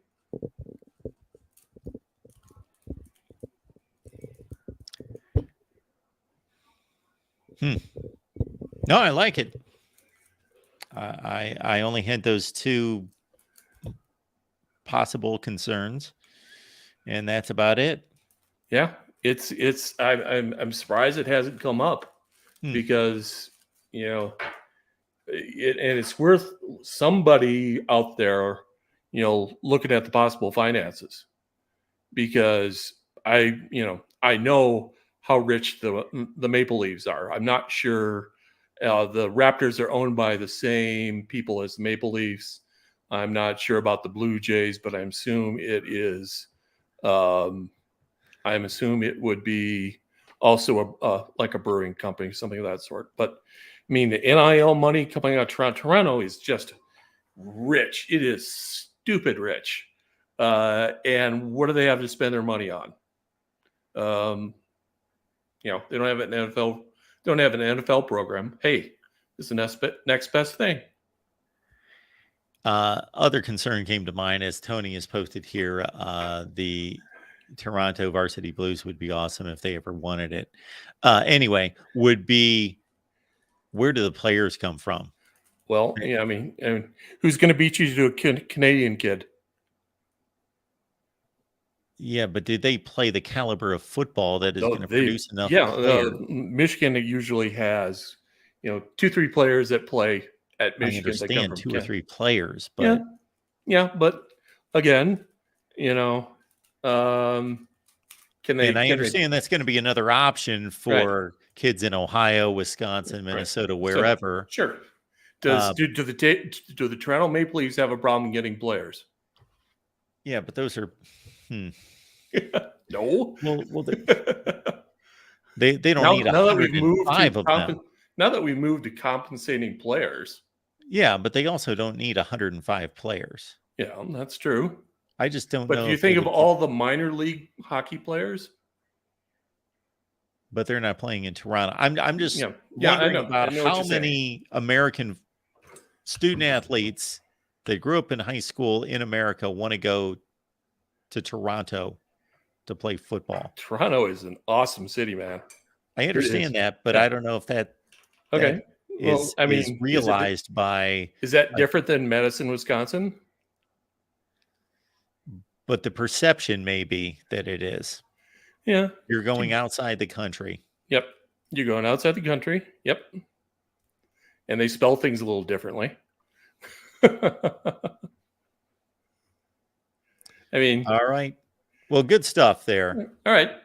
Well, Thanks for the opportunity, Mark. absolutely. Well, thank you so much for the outside the box thinking. I enjoyed that. All righty. Thanks for the call. Call back anytime. All righty. Bye-bye. We will keep it moving here at the Voice of College Football, and we've got our buddy Jeffrey showing up for some college football talk. That was a really interesting discussion with Toronto and everything. I mean, yeah, Toronto is pretty cool, and they got some really good sports teams and junk. But yeah, to your point, Mark, I mean, it's like we're talking about college. I mean, those are all like professional. I mean, yes, you're getting NIL and everything, but it's not the same thing. Yeah, I know that there would be some 17-year-olds that would be open-minded to say, yeah, I'm going to leave Pennsylvania to go play in another. And I know that it's not going to Siberia, but there is a mental part of that's I'm leaving the country. And what do we hear all the time about the families, the moms making the choices and having a strong influence over there when they think, oh, we have to leave the country to go see these games. I just think that there's a bit of a block there because they don't have enough football players. I don't care that every so often we hear about, oh, Michigan's got a Canadian player. Yeah, they don't have 105 of them every year that can play in the Big Ten. Not really. I mean, you actually hear more like Canadian basketball players. You hear a lot of those, but not as many football for sure. I mean, some players go to like Australia or New Zealand to play basketball these days, which is crazy. And they skip college and then they go pro. So there's a lot more options now. But yeah, I agree with you. The perception is it's just not there. But still a really cool idea. But definitely for your title for this live stream, no deal for the pack. Yeah, I mean, all I know about the Pac-12 or the Pac-9 or the dead pack or whatever people are calling it now, all I know about the Pac-12 is that they waited way too long to do anything. They didn't do anything, and now they're trying to do something, and now they can't do anything. So it's bad. And this is almost exclusively a stream. I don't know how much of the show that you've caught thus far, but this I is haven't almost heard any of it. Okay. So we had our double Tonys on here, Tony Altamore and Tony Siracusa. So we combed through this pretty severely and meticulously. So I'll just hit on some high points.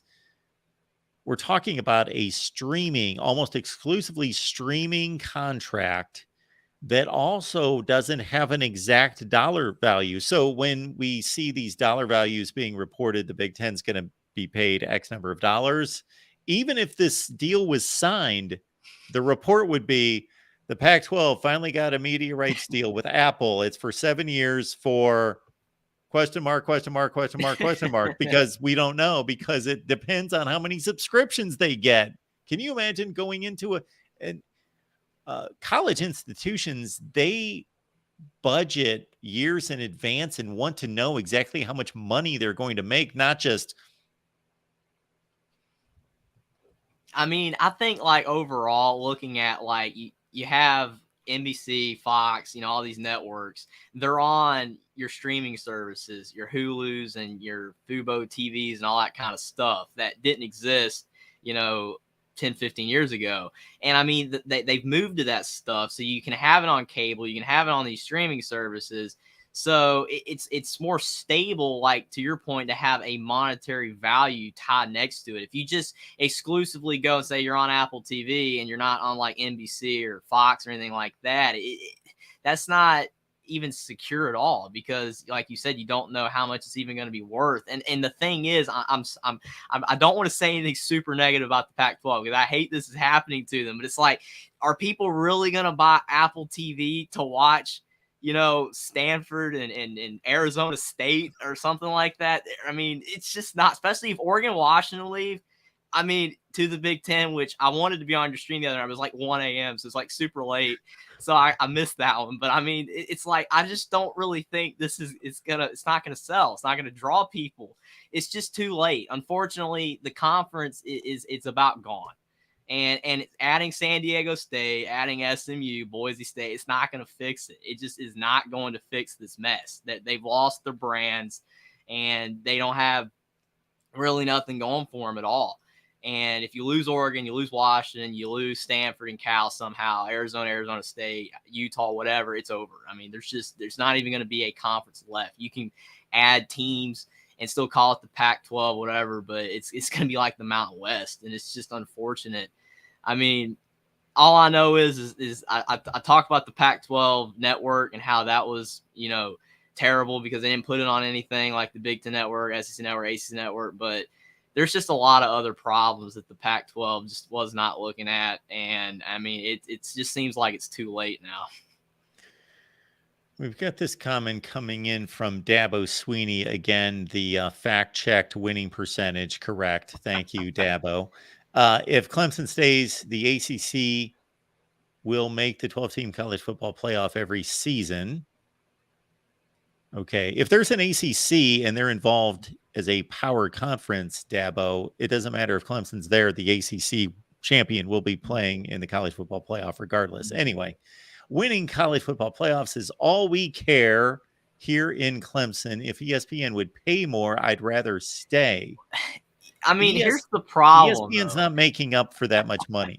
The problem is that try telling that to Oklahoma and Texas. I mean, they're going to the SEC because of the dollar bill. All these moves are being made because of the dollar bill. I mean, it makes the dollar bill sound more evil than ever, but it's the truth. Here's the other part that never gets talked about, Jeffrey. I said this a few weeks ago, just one time, but I've not heard anybody else say this. Here's another part of this. Everybody looks at the ACC deal and just says the ACC is getting ripped off. Their teams are getting ripped off. They don't make enough money, and they're locked in this till 2036 unless somebody can find a loophole and they can get out of the grant of rights. Let's understand that is all true. They did make a bad deal. Their teams, their schools are worth, their better schools, worth more than that. But if the Big Ten schools, I'm just throwing out numbers, I know that it's close to this, are going to be bringing in like $90 million per school, and the ACC is at whatever, $32 million per school. Let's understand that people argue like this is just a bad deal and like the ACC's teams will be making 90 million. No, the ACC's not worth 90 million per school. Yeah, Georgia Tech's worth 90 million.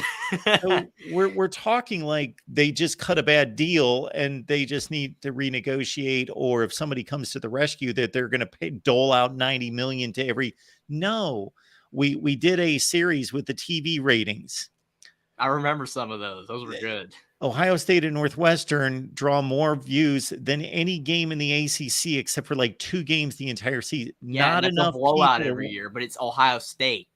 Not enough people are watching the games. Sure, they cut a bad deal, and their better teams could go off and do something better for themselves. But the entirety of the ACC, if what you're proposing there, Dabo, is for the conference to stay together, nobody's paying enough money to all the teams in the ACC to be competitive with the SEC and the Big Ten because they're not worth it. The ACC, Big 12, and Pac-12, no matter what they do, are never going to be on par with the Big Ten and the SEC ever again. The only way that they could be is if they get some of these teams back, and they never will. So, I mean, it's over. There's nothing that they can possibly do. The only thing that you could do at this point is essentially combine, like the ACC, Big 12, Pac-12, and do like a mega conference or whatever. I mean, it wouldn't still be on par, but because all the teams, there'd be a lot of teams aren't very good, and it would drag like the value per school down. But I think that would, make it, I guess, at least more competent or formidable. But as is, I mean, that you wouldn't be having these rumors of Clemson, Florida State, Oregon, Washington going to the Big Ten if the ACC and the Pac-12 weren't in shambles, right? Especially the Pac-12. ACC is not too bad, but once they lose a team or two, it's going to start crumbling. And I mean, and this is what frustrates me so much is we talked before about the playoff. and how, again, they want every single conference represented in the playoff. But you're taking the best teams from these other conferences and putting them in the Big Ten and the SEC. You're making it where these other conferences are barely even going to have a team that's even worth being in the playoff. It just completely doesn't make, and boggles my mind, it doesn't make any sense. If you had the conferences the way they were before, then it would be worth it, but it's not. I mean, who from the Pac-12, if Oregon and Washington leaves, is going to be worth making the playoff? Yeah. Can you imagine if the Pac-12 is able to stay together minus Oregon and Washington, then they pick up Maybe Utah. Fresno State and San Diego State and whoever? Yeah, Utah, like a bunch of 9-3 Utah teams are going to, and that's going to be like their only team that they're going to be hanging their entire destiny on. And then the Big Ten, you're going to have Ohio State, Penn State, Michigan, USC, UCLA, Wisconsin, Iowa, Oregon, Washington. If they add Clemson, Florida State, it's like, it's not even close. You're talking about one team versus like 9 that are better than probably Utah. I mean, at least financially, like, it just, I don't know. It's completely messed up. And I mean, Utah, they'll probably want to leave too. I mean, I don't know the Big 12 or what, but if they're, I mean, you could make an argument that they'll be like, well, we're the head of the Pac-12, we should stay, but I don't even know if it'd be worth it to them at that point. Yeah.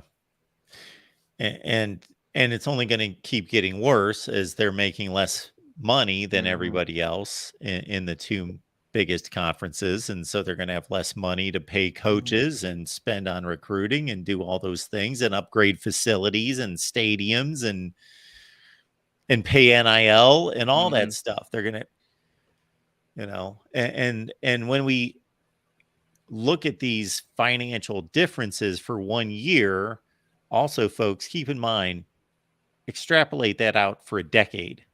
When you're behind by $70 million in a year, that's $700 million in a decade. Like, you're just getting crushed. Yeah, what just boggles my mind as well. All this stuff does, but you think about the Big Ten. If they got 20 teams and like 9 of them are great, or most years or whatever.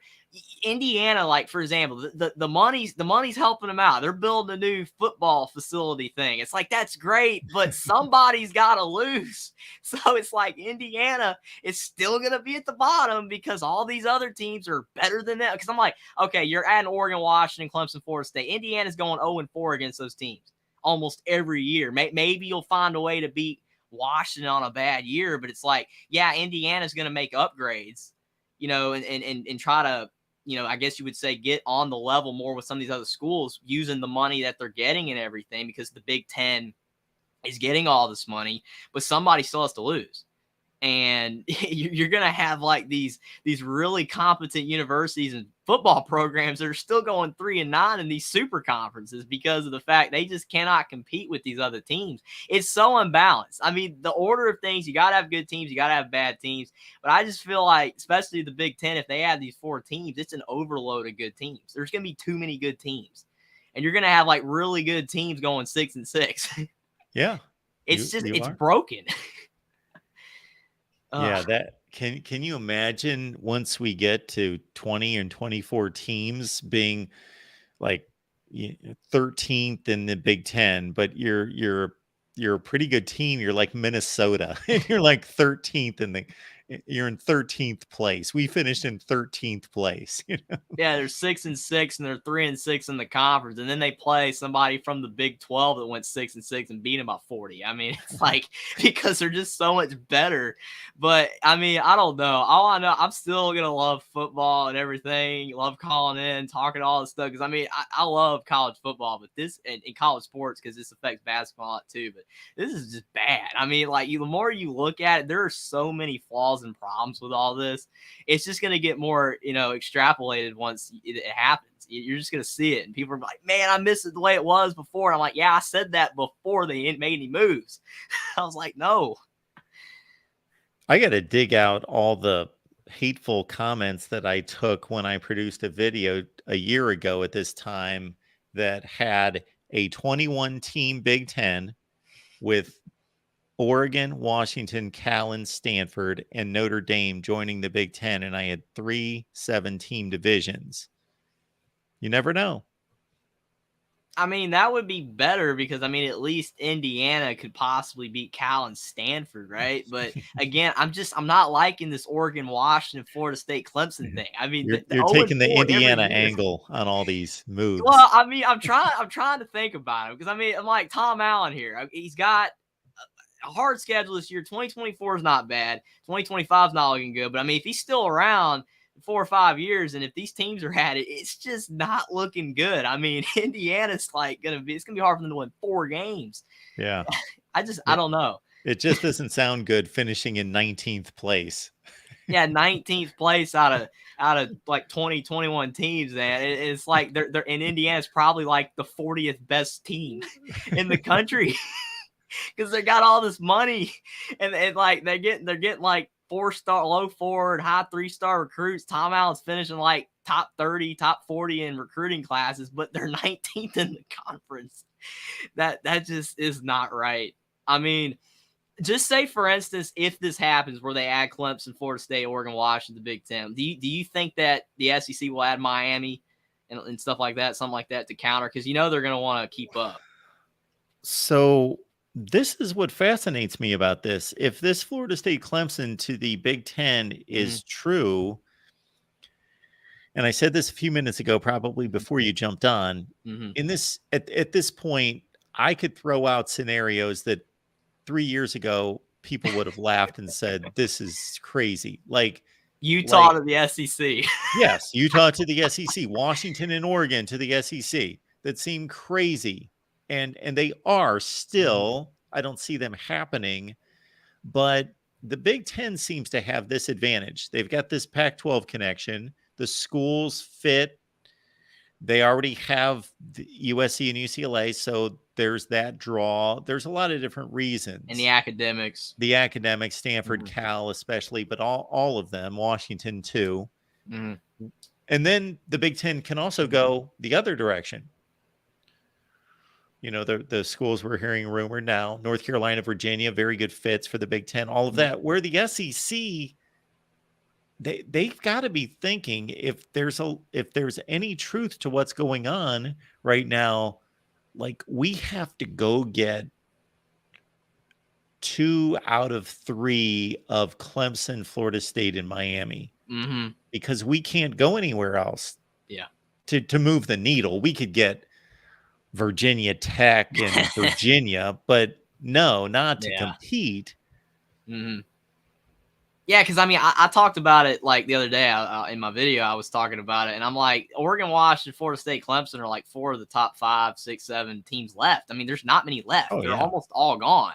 Yeah. All Notre Dame, and I mean the SEC. I mean, if the Big Ten adds these 4 teams, they're ahead of the SEC in money.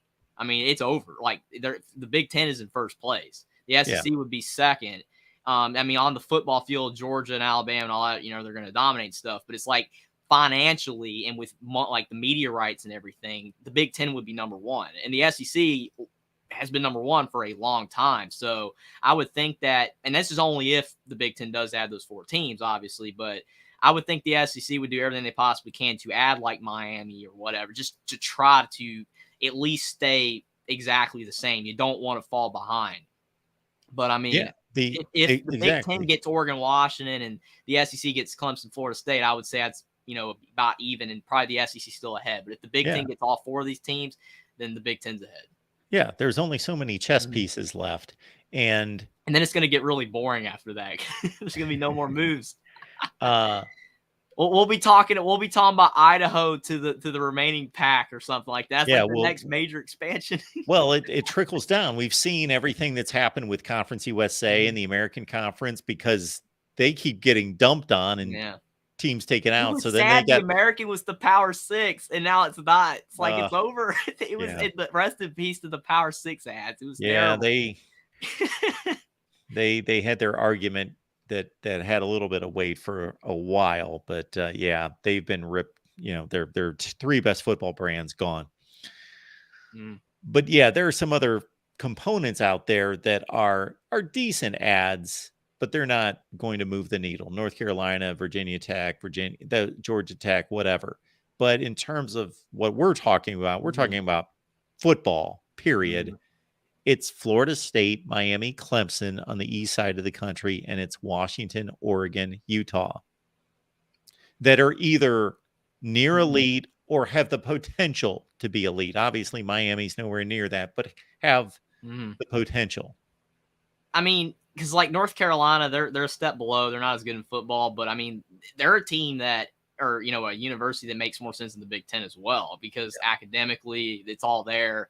The basketball that you'd have like North Carolina playing UCLA, North Carolina playing Indiana in conference games. I mean, that would be a big deal. But I mean, if the Big Ten added North Carolina, they'd probably want to take Duke too, even though Duke's bad at football. Well, even though they're better now, but like prior to like a year or two ago, they were pretty bad. But their basketball is good. But yeah, I mean, the thing is the Big Ten just makes so much more sense for a lot of these remaining teams academically. The SEC, outside of Vanderbilt, just does not have a lot of academic institutions that are just, in the top tier of universities. I mean, just North Carolina, Duke, Oregon, Washington, all these teams make sense in the Big Ten, but the Big Ten can't add everybody. I don't think. I mean, I guess they technically could, but let me grab these super chats here real quick, Jeffrey. So Stephen Light, thank you so much for the contribution. Clemson and Florida State have to get out before their lack of TV revenue crushes them. Sadly, the rest is history, BC, Pitt, etc. Yes, I feel bad for that. And when you came on, Jeffrey, and said, you want to get back to football and you would love to see the Pac survive and us to reverse time and all that, I completely agree. The moving parts are fun. I have fun messing around with possibilities and doing videos where I say, okay, what would happen if Florida State joined the Big Ten? And this is how they've done against the Big Ten throughout history. And I enjoy doing those kind of videos and talking about, okay, I would align the conference like this. But in reality, once they hit the field, I want the Pac-12 to be the Pac-12, and I want the Big Ten to be the Big. And I the only problem with that is obviously the SEC has been dominant, and I would want something to happen where these other conferences would step up and we would have a more competitive championship race. But I love this. Yeah, what's going to happen to Boston College, Pitt, and other? I don't want to throw them all together. I think Pitt's got a much better chance of. Yeah, I was going to say Pitt's actually decent. Yeah, Wake has an issue, even though they're good in football. I think that's tied to a coach. Yeah, Dave Clawson's really good. Yeah, he's really good. But they've got a small enrollment. They don't make much money. They got a small brand. They're buried in the woods in North Carolina. Like, they don't bring anything to the table. They're not the backwoods, though. Wake. No, very highfalutin woods there. And the same thing with Oregon State and Washington State. And Oregon State's built such a nice football program and everything, but they just don't move the needle. Even tore Reeser down and rebuilt it. Yeah. So now this comment, okay, I expect so much better from this particular person. This is our guy, Larry Pilgrim. Okay. When people make narratives out of one game, okay, Larry, you are either kidding or you need to come on and we need to debate this. But yeah, Indiana's better than Ohio State because they beat them in 1988. Yes. This was in 2015. This was 7 years ago in Jim Harbaugh's first game at Michigan, and eventually 10-2 Michigan team lost to Utah. Yes, in Salt Lake City again, opening night, 8-4 Utah. Okay. We could go on and on with these examples. Oregon beat Ohio State week 2. Yes, Ohio State's better. Exactly. Is anybody claiming that Oregon's a better football program than Ohio State? Nobody in the universe. No. But they beat them fair and square. They also lost the national championship game to them 10 years earlier and lost a Rose Bowl 3 years before that. But yes, come on. Louisiana Monroe beat Alabama 15 years ago. Yeah, and UAB, I think, didn't they beat LSU one time? And App State. Troy beat LSU about 5 years ago. I don't know if UAB did it like a long time ago, but yeah, then App State beat Michigan and Texas A&M. It's like we should invite App State to the SEC or the Big Ten so they can compete with the schools. Yeah. Who did Florida lose? Florida's got a couple of these in the last 10 years. I'm trying to think. They've They got a almost lost South Georgia Florida, Southern. That's one of them. Georgia Southern and who somebody ended Scott else. Frost's career at Nebraska, unfortunately. Well, yeah. I know it's not Everyone's the same beating thing, them. Tennessee had one a couple of years ago on their first game of the season. Can't remember who that was. Trying to remember. And then they lost to BYU and they were 0-2. I think that was Jeremy Pruitt's first season. Can't remember who beat them in Knoxville. Somebody like that, like Georgia Southern. Yeah, I remember that game because like Tennessee, it was awful. I mean, you had the whole stadium full, they're ready to go, and then you lose to a team like that. It was like, oh, I'm gonna look this up. Jacksonville State took Auburn to overtime about 5 years ago, but Auburn won the game, but took them to overtime. Florida State. Oh, they beat Florida. There you go. Jacksonville State. Utah, this is not like some embarrassing result here. I mean, Utah lost to Florida last year. Week 1. I mean, Utah was better, but it was in the swamp week 1. Anthony Richardson played like a Heisman candidate. So, I mean, it is what it is. What other game was I thinking of? Auburn played a game 2 years ago where I think it was San Jose State. That's it. Outplayed them, and nobody else is going to remember this. This is just me being stupid and watching everything. But San Jose State was up by a touchdown, and they threw a ball out in the flat to a running back who was wide open. Like nobody's around him. They're at the Auburn 25. He's going to like walk into the end zone to go up 2 scores with like 3 minutes left. He drops the ball. I remember that game. Then they like miss a field goal and Auburn scores and wins the game. I remember that game because it was unbelievable. Like, I mean, the Auburn fans, it was like they won the national championship. They were so excited they didn't lose. That was crazy.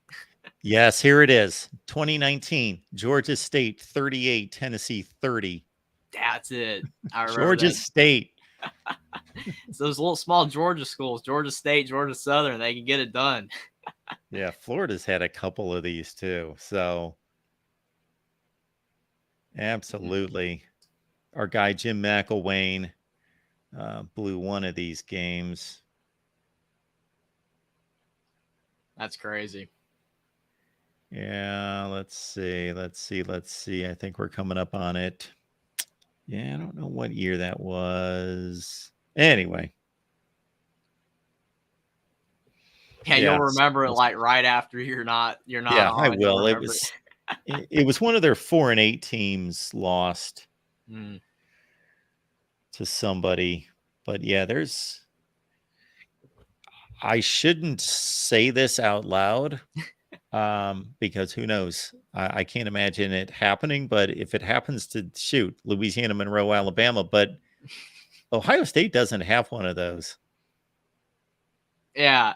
I mean, they don't have one of those. They've never lost to one of those teams. They've never lost to a MAC team. They usually destroy them. I mean, they played like Tulsa or Akron or something like last year, won 77 to like 20 or something, or 10. I don't even remember. Toledo. Yeah, it was one of those. I think Toledo won the MAC. Yeah, that's dominance right there. I mean, not gonna lie, it's awesome. I remember that one game where Alabama was tied with, it was like 10-10 with the Citadel at the half. Yeah. That game. And then Alabama went like 50-10 in the second half. It was 10-10 at the half. Yeah, Saban was going nuts. Yeah, like everyone online was like, oh, Alabama's going to lose. I'm like, they're not going to lose. and that was his big talking point for about a month because they had like he's like we could lose, guys. 150 yards. Yeah, and he was just like piling on his rush defense because they gave up like 150 yards rushing in the first half or something. Did you see our rush defense? It's like it's still better than like 65% of teams, man. It's not that bad, but you gotta have excellence. I mean, that's how you win. You gotta have excellence. Great. You gotta respect it. Indiana almost lost to, and I'm not putting this in the category of all these other games because Indiana's got a run of these. That lower portion of the Big Ten, Mhm.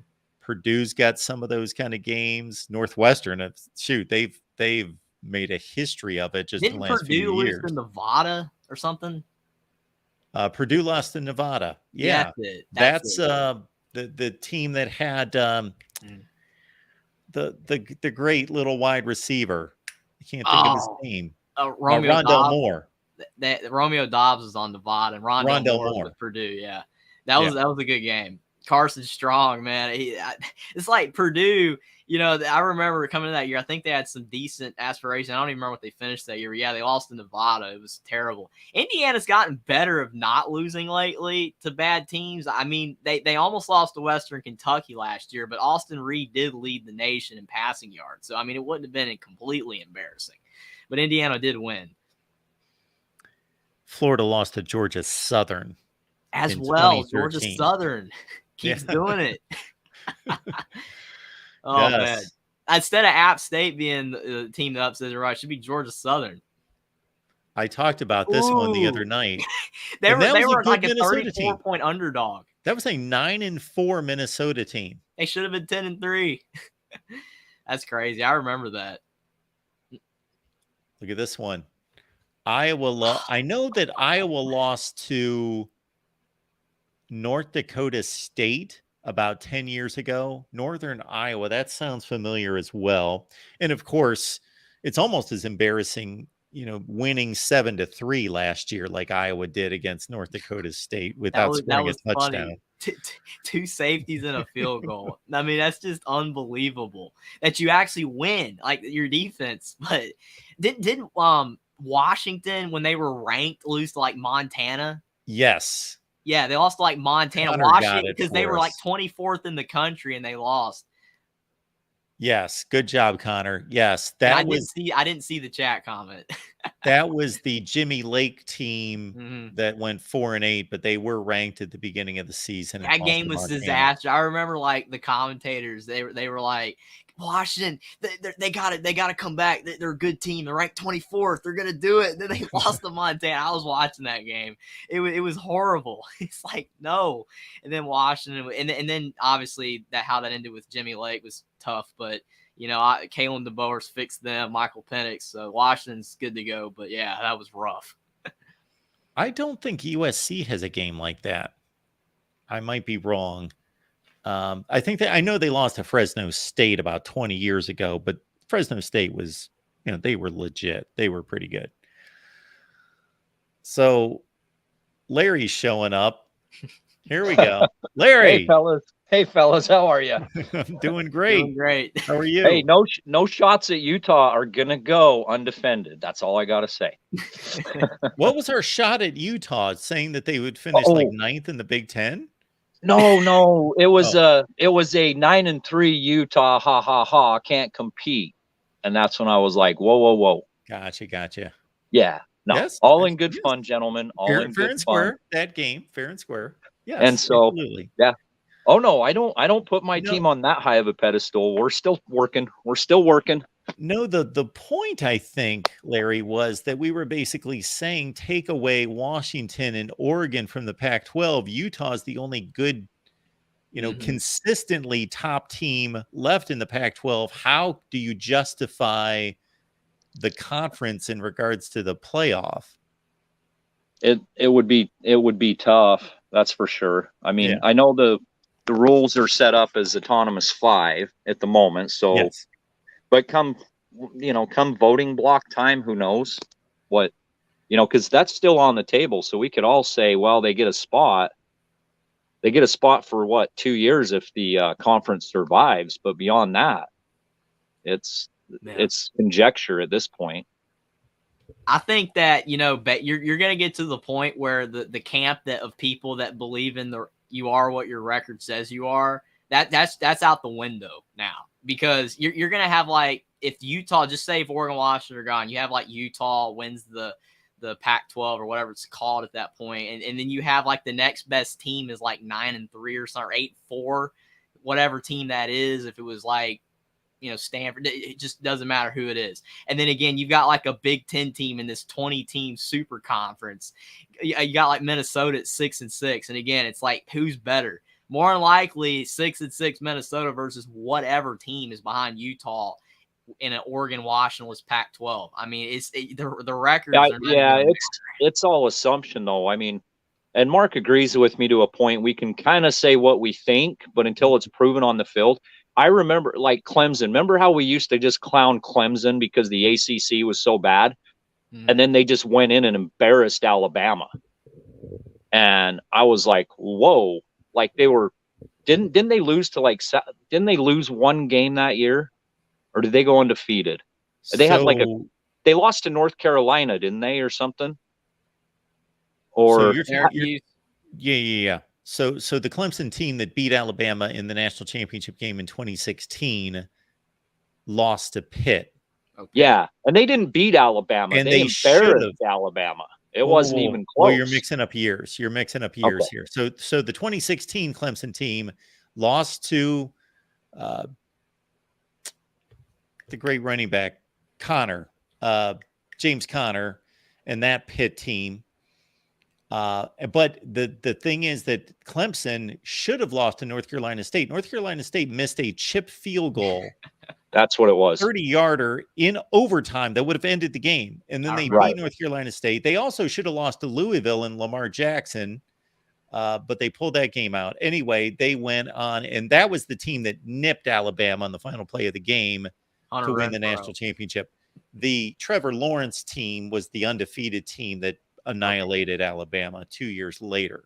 Right. And I remember that year, like they also didn't, even though they annihilated Alabama, they had a couple close ones. Syracuse. Yeah. And I thought they lost that year, but no, it was the next year. Yeah. And so we just assume, but yeah, like Utah, I mean, Utah's just, I mean, you go off the blue chip, if they were in the pack, say you lost Oregon, Washington, and they were doing really good, went 12-0. Since Utah's been good, or at least in the Pac-12, do they have an embarrassing FCS or low group of 5 loss? No, they lost to San Diego State with Charlie Brewer. Yeah, well, yeah. And that was actually I think that San Diego State team went to the Pac-12 championship. The Mountain West Championship, yeah. But they have not, all the FCS teams, which would be the local Utah ones, they've cremated them. Other than San Diego State, I can't really remember a group of 5 loss. I mean, you'd have to go back a ways. Yeah, as far as they were a group of 5. And now the other thing is they haven't got blown out. That's another thing is a team doesn't get blown out. At least they're competitive, if that makes sense. I think that goes a little ways. Absolutely. But if you put them in like the Big Ten with USC and all of those guys, I mean, 9-3 would be a hell of an accomplishment, in my opinion. If you go 8-4 in that Big Ten, you're a really good team. Yeah, and it's just like I said, it's really hard to tell. I mean, until they really play each other. We can just speculate what we think would happen. But I mean, I agree. It's going to get too heavy loaded and on two sides. I don't want to see super conferences. I mean, if we end up with 4, and there's some parity and there's some competition and there's some, some of the talent spread out through all 4 conferences, I'd be good. But I don't want an NFL light. I'll just go back to watching NFL. Yeah. I think, to your point, Larry, about Clemson, though, I mean, the problem is, like, not to discredit what Dabo did at Clemson, what he built, because he unbelievable job. But when he took over Clemson, yes, they were not very good, but the brands of the ACC declined. Florida State, fell off after 2013-ish after that, and then Miami has been dead on arrival since 2003. And it's like Clemson, you got Dabo Swinney, and he built it up. And it's like somebody has to be good.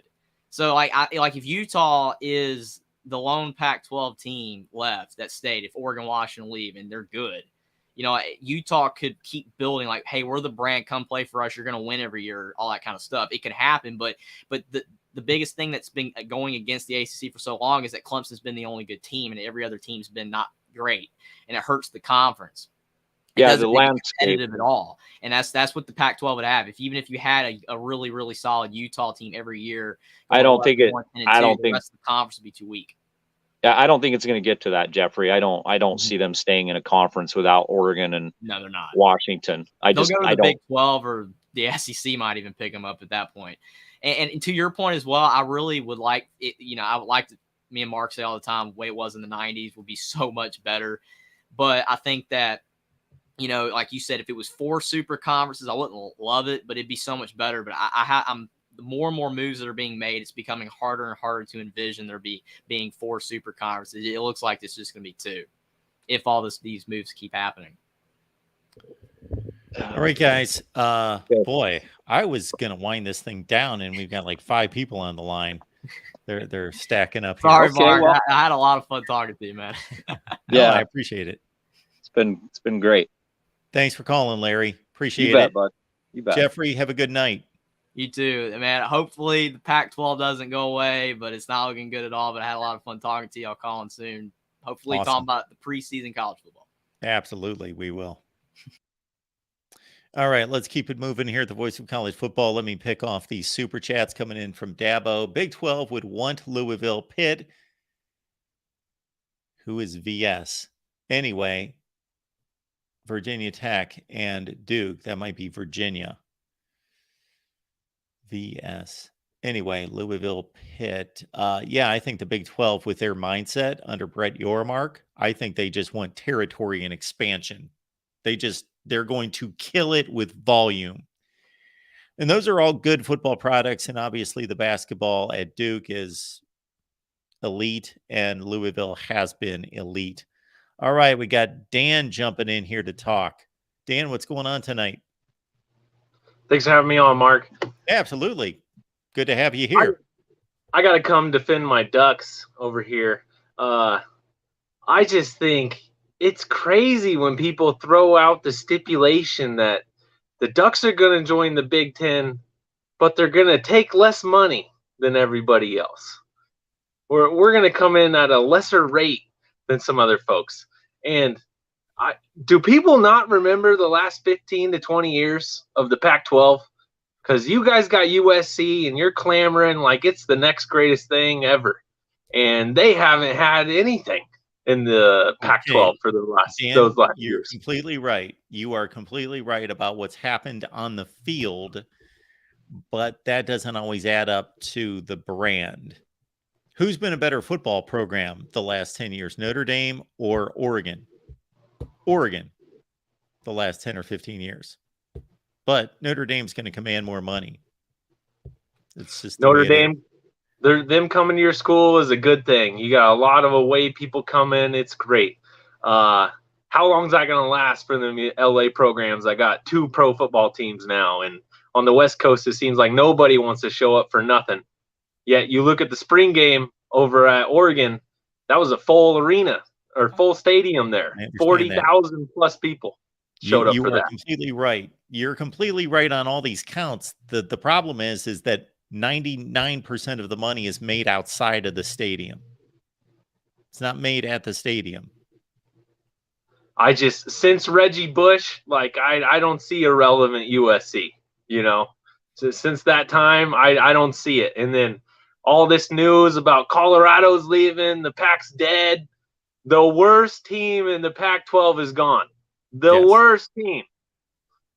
You got Prime now. Sweet. I can't wait to go to the game, but I get perception and all this stuff, but the whole us taking less money, name 4 teams in the Big Ten that would deserve more money in Oregon. There's Ohio 3. State, Michigan, Penn State. Yep, that's it. Hang on. Well, you have to understand, USC's in the conference now. What have they won? Again, you're confusing supply and demand with winning on the field, and there is a connection, but it isn't. Do you know what football program made the second most amount of money in college football last year. Ohio State was number 1. Do you know who was number 2? No. Texas. What have they won in the last They 10 or 12 win years? the Nothing. Texas is back every year. The But media they made the hypes them second up. most amount of money.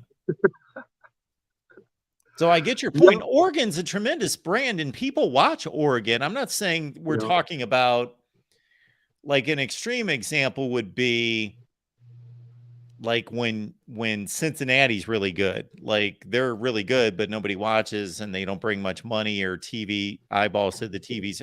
That's not Oregon at all. They have a tremendous following and everything, but don't be surprised if they have to take a smaller cut. That's outrageous to me. I say go on a bidding war. SEC Bidding makes war no with who? freaking sense. Oh, between the SEC and the Big Ten? Yeah, it makes no You gotta sense, but realize do neither it. one of Don't them take some need less mistake. Oregon. What's that? But you got to understand the Big Ten's in a position of power. They don't Yep. need Oregon. It would be nice, but they don't need them. Did they need UCLA? Well, they They- came along with USC. They got like 3,000 people showing up to But the games. Pac-12 is dissolving, and Oregon needs to find a landing spot. So the Big 12 or the Big 10 has all the leverage. And That's the until they move on from the top 6 teams, get into the playoff, they don't need to leave the pack. They're getting in the playoff. Them, Utah, somebody's getting in there. True, somebody's going to get there, but if there is no pack left and they're not making any money playing in the pack under a new media rights deal, they don't want that. Don't get me wrong. I love Oregon. I love the rivalry they have with Oregon State. Yep. I would love to see that keep going. Larry Scott, George, I'm not impressed at all. Not at all. I don't know how you haven't backfilled the conference since what's been going on. But I can't speak on the conference, though. I can only speak on Oregon and the backing they got with Phil Knight, the backing they got with the fans, and like people downplay these rural programs that really they'll travel from. I don't know, that guy who called in from Toronto talking about all of Canada will show up. He made so much sense.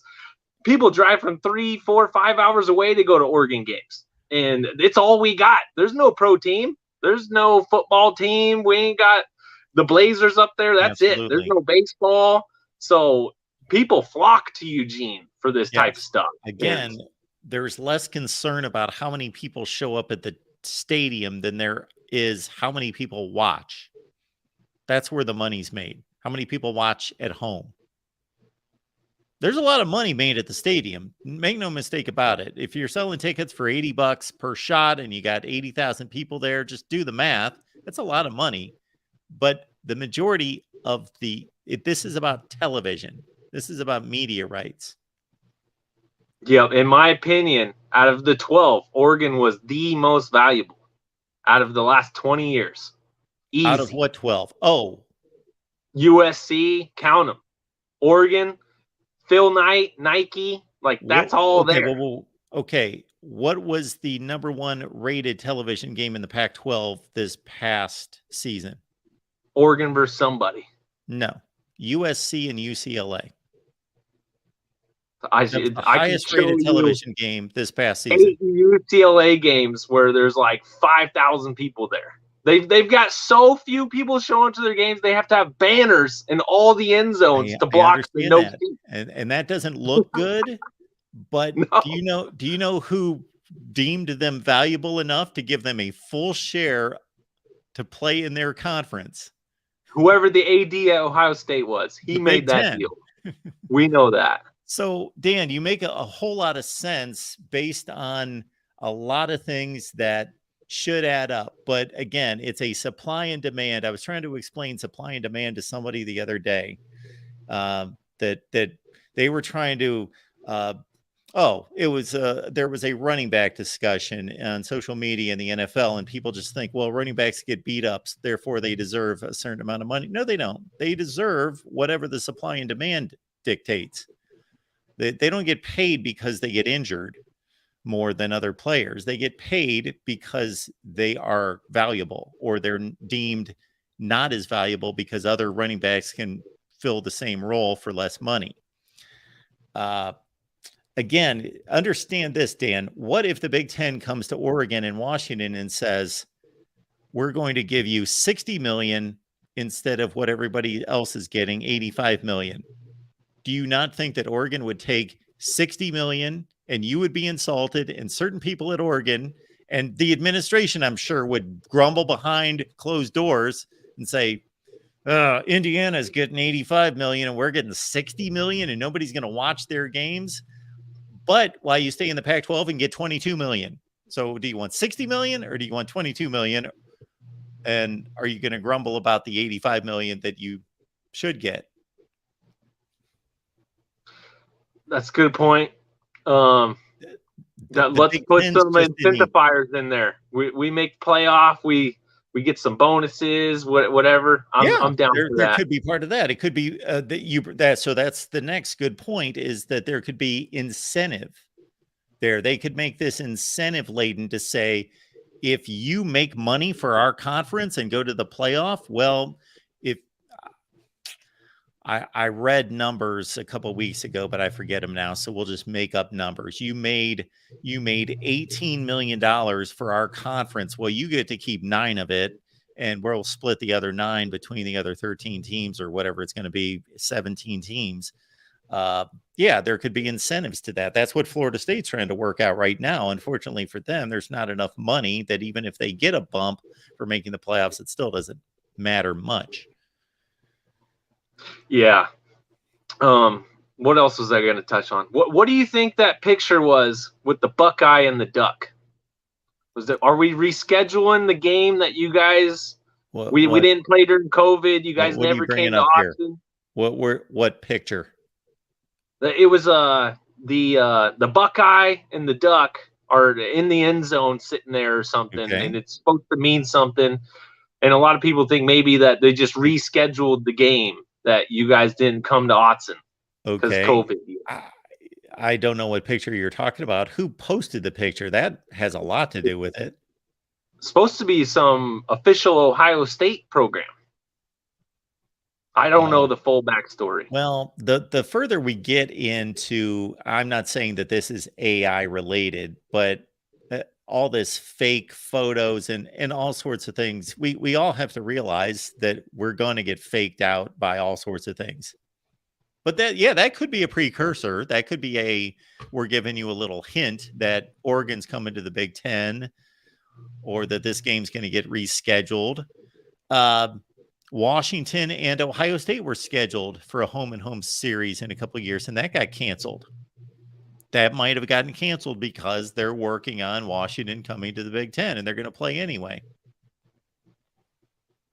And somebody unscheduled UCLA and ended up, Michigan. it might have been Michigan, and they had the worst out of conference schedule ever. It was terrible. I don't know. People downplay the rural areas, downplaying Oregon. It's just, it's Nobody's nonsense. downplaying Oregon, Dan. He's over there. I don't know. I hear it. I hear it. Oregon is a top 10 or 15 program right this second, right now. And all time more like a top 25 program. Since 2009, they've been up there. And I just, USC, you guys are pulling in teams that never represented the Pac-12 in the playoff. They've never been there since this modern era that we're talking about. Okay, Oregon's been there once. Let's not overstate it now. We're not exactly saying who's Clemson got here. Playoff wins. Oregon's got one. Oklahoma ain't got one. No Big 12 team's got one. Hang on. That you're speaking facts, but understand, just because a team magically gets a playoff win doesn't mean, this doesn't mean because TCU won a playoff game last year that they're suddenly like an elite brand because they won a playoff game one time. I think TCU's been on the rise the last 20 years also. Well, I understand they've been on the rise. Oh, yeah. Talking about elite programs. And I'm sorry that Oregon is not USC. You're arguing what's happened on the field in the last 10 years, and you're completely right, Dan. You are completely right.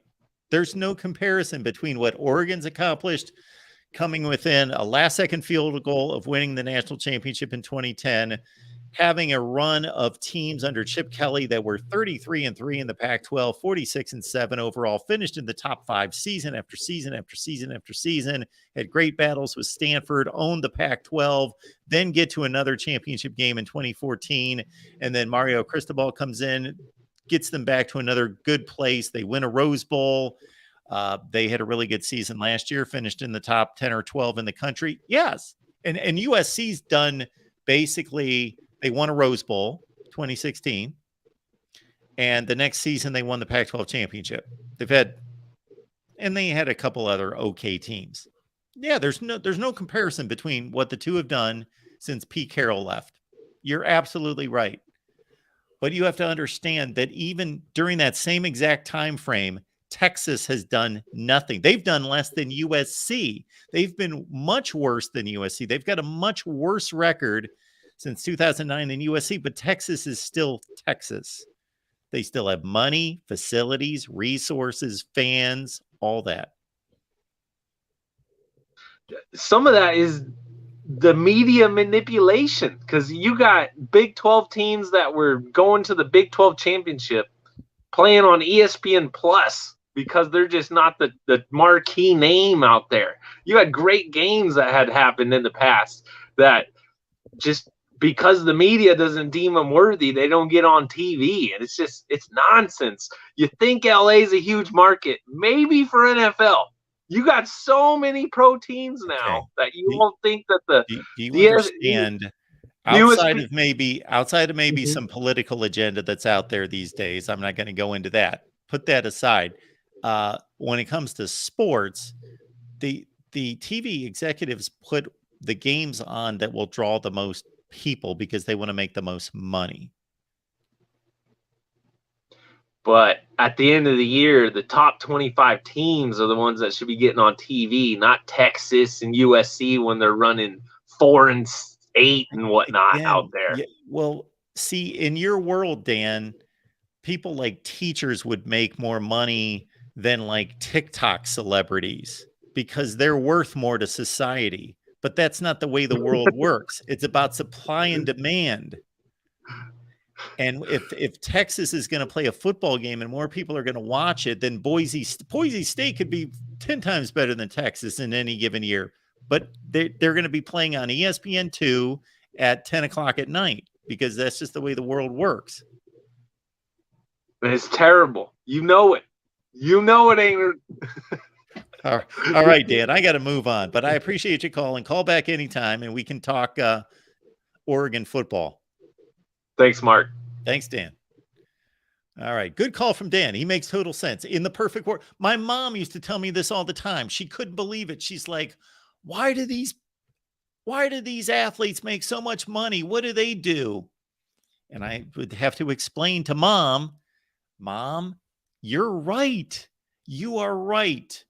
Plumbers, electricians, teachers, all these other people are so far more important to society. If we didn't have plumbers, electricians, teachers, and we could name a number of other industries, we'd be living in like a third world right now. We'd be, drinking out of muddy ponds. We'd be living in like Ethiopian conditions. However, that's not the way the system's been set up.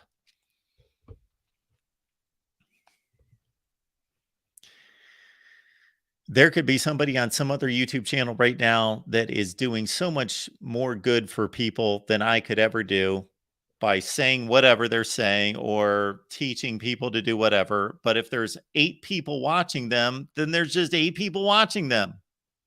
Or there could be some knucklehead who sucks at whatever he's doing or is a moron or doesn't know what he's talking about, but 10,000 people are watching him and only 300 or 400 people are watching me. Does that mean he knows more than I do or he's better than I am? No, but for whatever reason, they're watching him. So he can supply and demand more money for a sponsorship or whatever. YouTube's going to pay him more for the video or the live stream than they're going to pay me. It's just the way it works. So that's the way it works with Oregon football. But Oregon, again, if the teams in the Big Ten make $85 million and Oregon can stay in the Pac-12 and make $22 million, but the Big Ten says, we want to offer you a entry into the Big Ten, but you're going to make $65 million. You don't think Oregon's going to take that and be insulted, but still make 3 times as much money? Okay, we got Colvarks here. Colvarks, what's going on tonight? Hey, Mark, how are you doing? I'm doing just fine. What's on your mind? So, I just wanted to hop on here real quick. I know this is something I brought up a long time ago. So, we're talking about like 16, 18, 20, 22, 24 team conferences, right? All even numbers. I just wanted to bring up a point. I think there's something to be said about a 17 team conference. And I know that sounds weird on the surface, but in my mind, I think what's most important is that you play everyone in your conference on a routine basis, and you prioritize playing your rivals as often as possible. Take, in the Big Ten, take like Michigan. Do you want me to explain? And Colvarks, I appreciate it, and you're definitely going to get your say, but do you want me to explain before you get done why that number is not going to dictate anything, or do you want me to explain after? Well, could I just, Sure. give my reasoning? I'm sure Give your plan. Like this is just, me. It could be like the last caller in a perfect world, right? But I'm just, spouting off my stuff, right? So I'm thinking, if you've got 17 teams, you don't include yourself in scheduling, obviously, so you got 16. You play 2 every year, and the other 14, you do 7 on, 7 off. Like, it works. Take a team like Michigan for football. Their biggest rivals, Michigan State and Ohio State. You plug them in as their rivals, and you rotate everybody else out. And so, that's, like, we're going to these huge conferences. That's how I personally handle it, which, I've got no authority, and I don't think it'll ever happen. I just thought it was an interesting talking point. But I also think, in terms, I don't follow a ton of basketball, right? But I'm thinking, like, if you look at basketball, I think they play, 20 conference games. And I know this is a football channel, but if they play 20 conference games, right, you could have 4 teams you play twice in a year, and the other 16 you play once. And then in a 4-year career, you'd play every single team 5 times. And so that's just my idea. So your idea is awesome, Colvarks. I truly mean that. And between you and Dan and other people out there, you guys are really good at not just math, but good at organization and structure. But none of this speaks to money. Well, So it doesn't matter if you land on 17, 14, shoot, people, anytime, like I produced a video a year ago where there was a 21 team Big Ten, and about half the people that commented thought this wasn't going to happen because, well, there's 21 teams. You're not going to have 21 teams in a cup. That's an odd number. Well, really? Well, there was 11 teams in the Big Ten from 1993 to 2014. Well, my Cornhuskers changed that. Yes. So everything that you said makes total sense from a structural standpoint. However, we're not playing flag football or a paper football league or organizing anything that doesn't involve reality and people and money. And what that comes down to is that these conferences assess who can add value to us. And if they can add value, then we will add them. If they can't add value, we will not add them. Yeah, I totally agree. When I think like the Big Ten, though, if you add a team if you add Oregon and Washington, let's say, you're not going to give them until the next media deal a full cut. But if you add one team, I don't know the whole logistics, but it could be easier to negotiate that. Like Colorado, they're getting a full cut of the Big 12 salary or payout. And so, you could add a team like Notre Dame, or you could have your pick. You can pick Oregon or Washington, maybe add the next one in a later cycle. It's just an idea of how they could structure things. And also, I feel like if the conferences get too big, I don't know if some of these TV deals are going to compensate for that. Like, is there a limit to where Oh, absolutely. Fox and ESPN are like, oh, absolutely. you got 24 teams, we're not going to pay for each one to Yeah. have $100 million. Yeah, there's only so many time slots to play games and to show them on television, for Yep. one thing. And there's only so many games that we can all watch at the same time, and we're not going to be DVRing and watching 8 games at the same time and all that. Yeah, there's a threshold. There's a tipping point to all that. There's a place of diminishing returns. Absolutely, there is. Mm-hmm. So I just think, 17, it's a number where you can still play everybody. I think 16 works. I mean, we're seeing, the Big Ten's got it pretty well set, the SEC does. I think if you add one more, it could set a conference up really nicely, but that's just my 2 cents. I know you got a lot of other people on here, but... Well, Cole Varks, it is always great to hear from you because you always make a whole lot of sense, and you are definitely a intelligent guy. So we always appreciate hearing from you. All right, appreciate it. Thanks so Have much. a good night. Have a good night. You too. Before we move on to this next call, we're going to catch these super chats. Plus, I just posted something in the chat that's very important. See, I get on here and start talking football with all of you and forget all the important things that I need to pass along. Like we got an Amazon link. That's extremely important. The Amazon link's in the description section of all the videos. So here's the deal. I am not asking you to shop on Amazon. I could care less if you shop on Amazon. I would actually tell you if you can avoid shopping on Amazon, do it. Because you can shop at the mom and pop's place down the street and give them some local money. That'd be tremendous. However, I know, just like we were talking about with the last couple of callers, I know what reality is. And the reality is because of convenience and because it's ingrained in your head, you will be shopping at Amazon. When you do, use the Amazon link that we provide in the description section of all the videos, every video we post. And I know that you're racking up millions of views for us by watching all the videos. For some reason, recently, all of you people are just joining us for live streams to talk about realignment, but not watching our great videos. But anyway, that's fine. But in the description section of all the videos, it says Amazon in caps. Grab the link right next to it. Put it somewhere where you will not forget it and shop on Amazon using that link.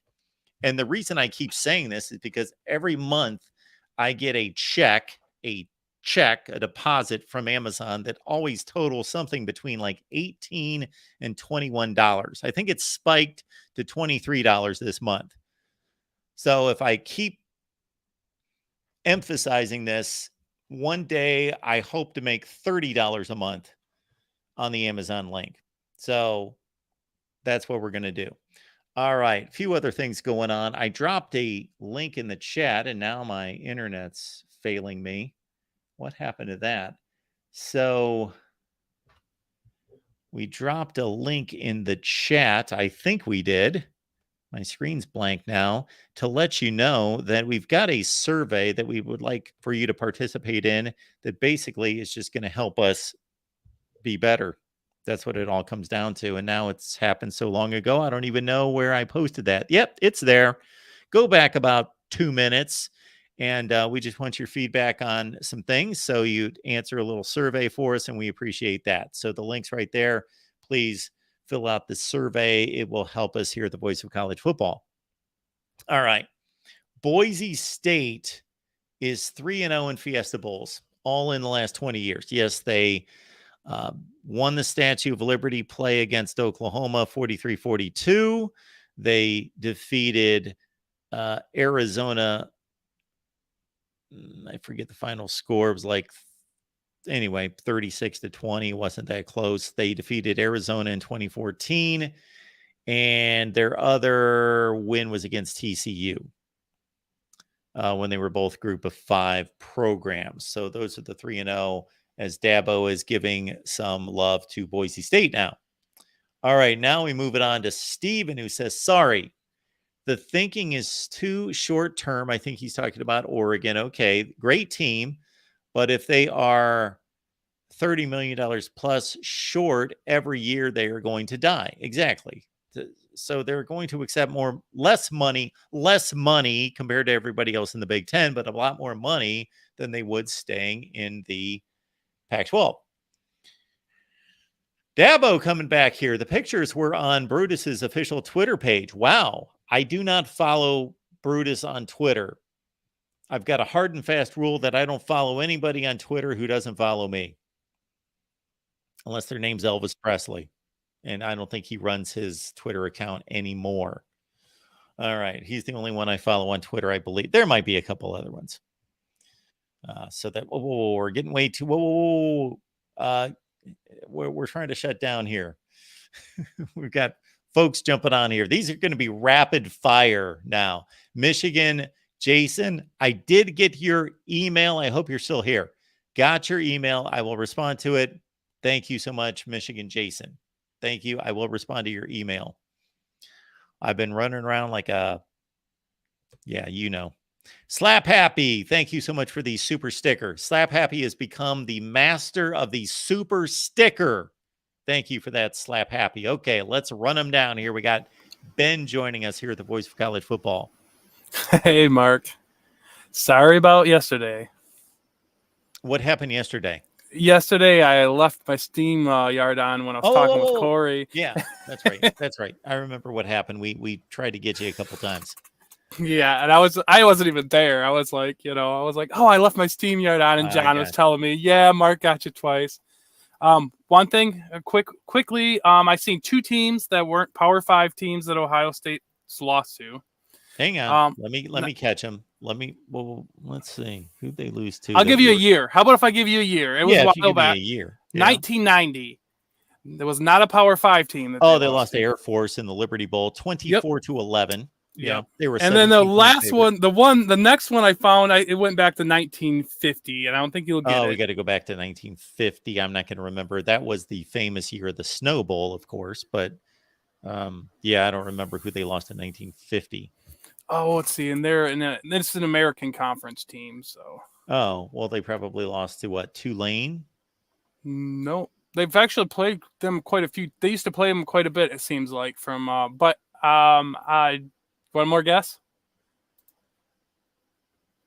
Navy. No, they have never lost to Navy. SMU. Yep, there you go. Got it. They also almost lost to SMU in the 70s, and they tied SMU in 1978. Yeah, I think it was 1978. Yes. Yep. Mark, look at wow. Right? What's that? 35 all. Yep, that's it. Mark, you are Thank you, sharp. everyone. Thank you. Wow, that's impressed. That impressed me, Mark. Wow. Okay. Well, what do you got for us tonight, Ben? I wanted to ask you something because I don't get to talk to a lot of press members that ask questions to these coaches and things that, and I'm wondering what goes through the minds of some of these people when, yes, I am a Michigan fan, go blue. But anyways, I wonder what goes through the minds of some of you folks when you ask, say, a coach like Jim Harbaugh a question. And what I want to ask you is, what were you thinking when you asked, like, what made you ask Jim that question when you asked him on media days about what his confidence level was about beating Ohio State? To me, I've been telling everybody you were trying to fuel. I've been telling everybody you're just trying to fuel Ohio State locker room.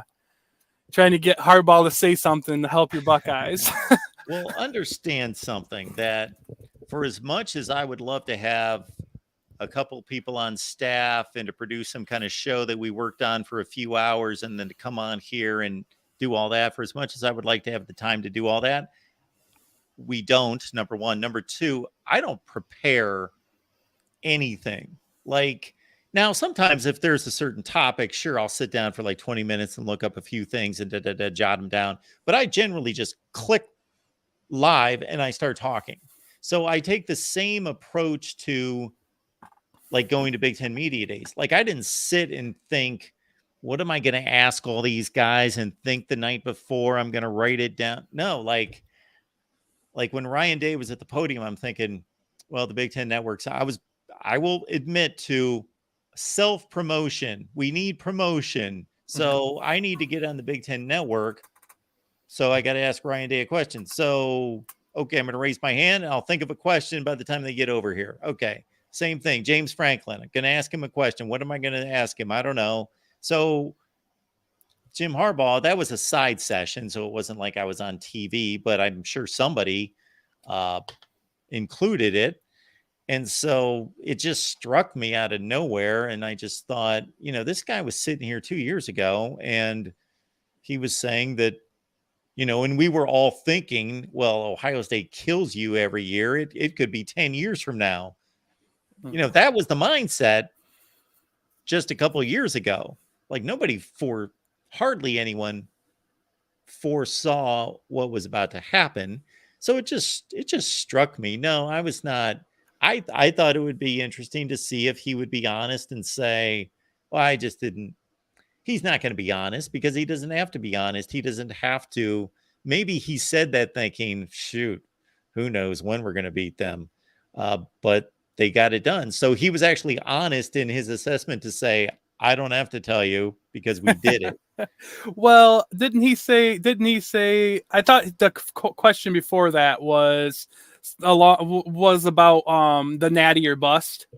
Oh yeah. And Harbaugh was saying he doesn't even know what that means. So what does that mean? What does bust mean? Yeah, what does it mean to bust? I mean, and to me the point I was like, it was like, what's bust? Losing a game, losing 2 games? That's still pretty good, know. Yeah. Well, I'm only telling half truth to. Yeah, I hate those kind of cliches, but I get it. Basically, it's that only a championship season is a success. Successful. Yeah. If you're at Minnesota, it's not national championship or bust. If they go 9-3, everybody's going to jump up and down. But there at Michigan, because of the way they've led up to a national championship type season, I think for a number of reasons, because of the number of veteran players on the team, because they've taken all these steps to get close, that they've already beaten Ohio State, won the Big Ten championship, gotten to the playoffs 2 years in a row, that yes, that anything less than a championship is going to be disappointing. Yeah.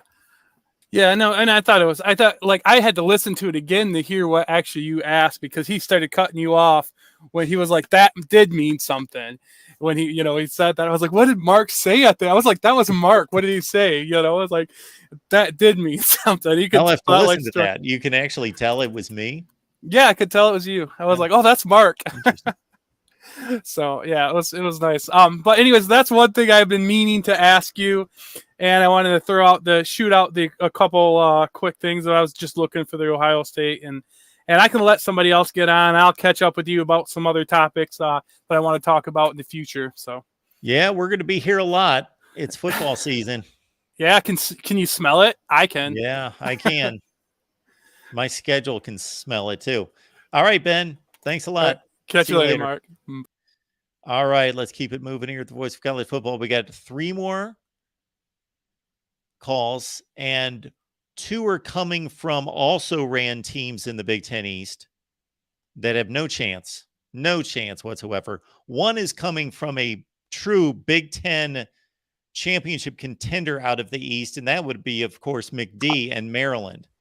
There we go, Mark. I thought I had to give you a verbal lashing for that comment, but you saved yourself. We're going to have to lower our expectations and our standards the final 2 calls after you.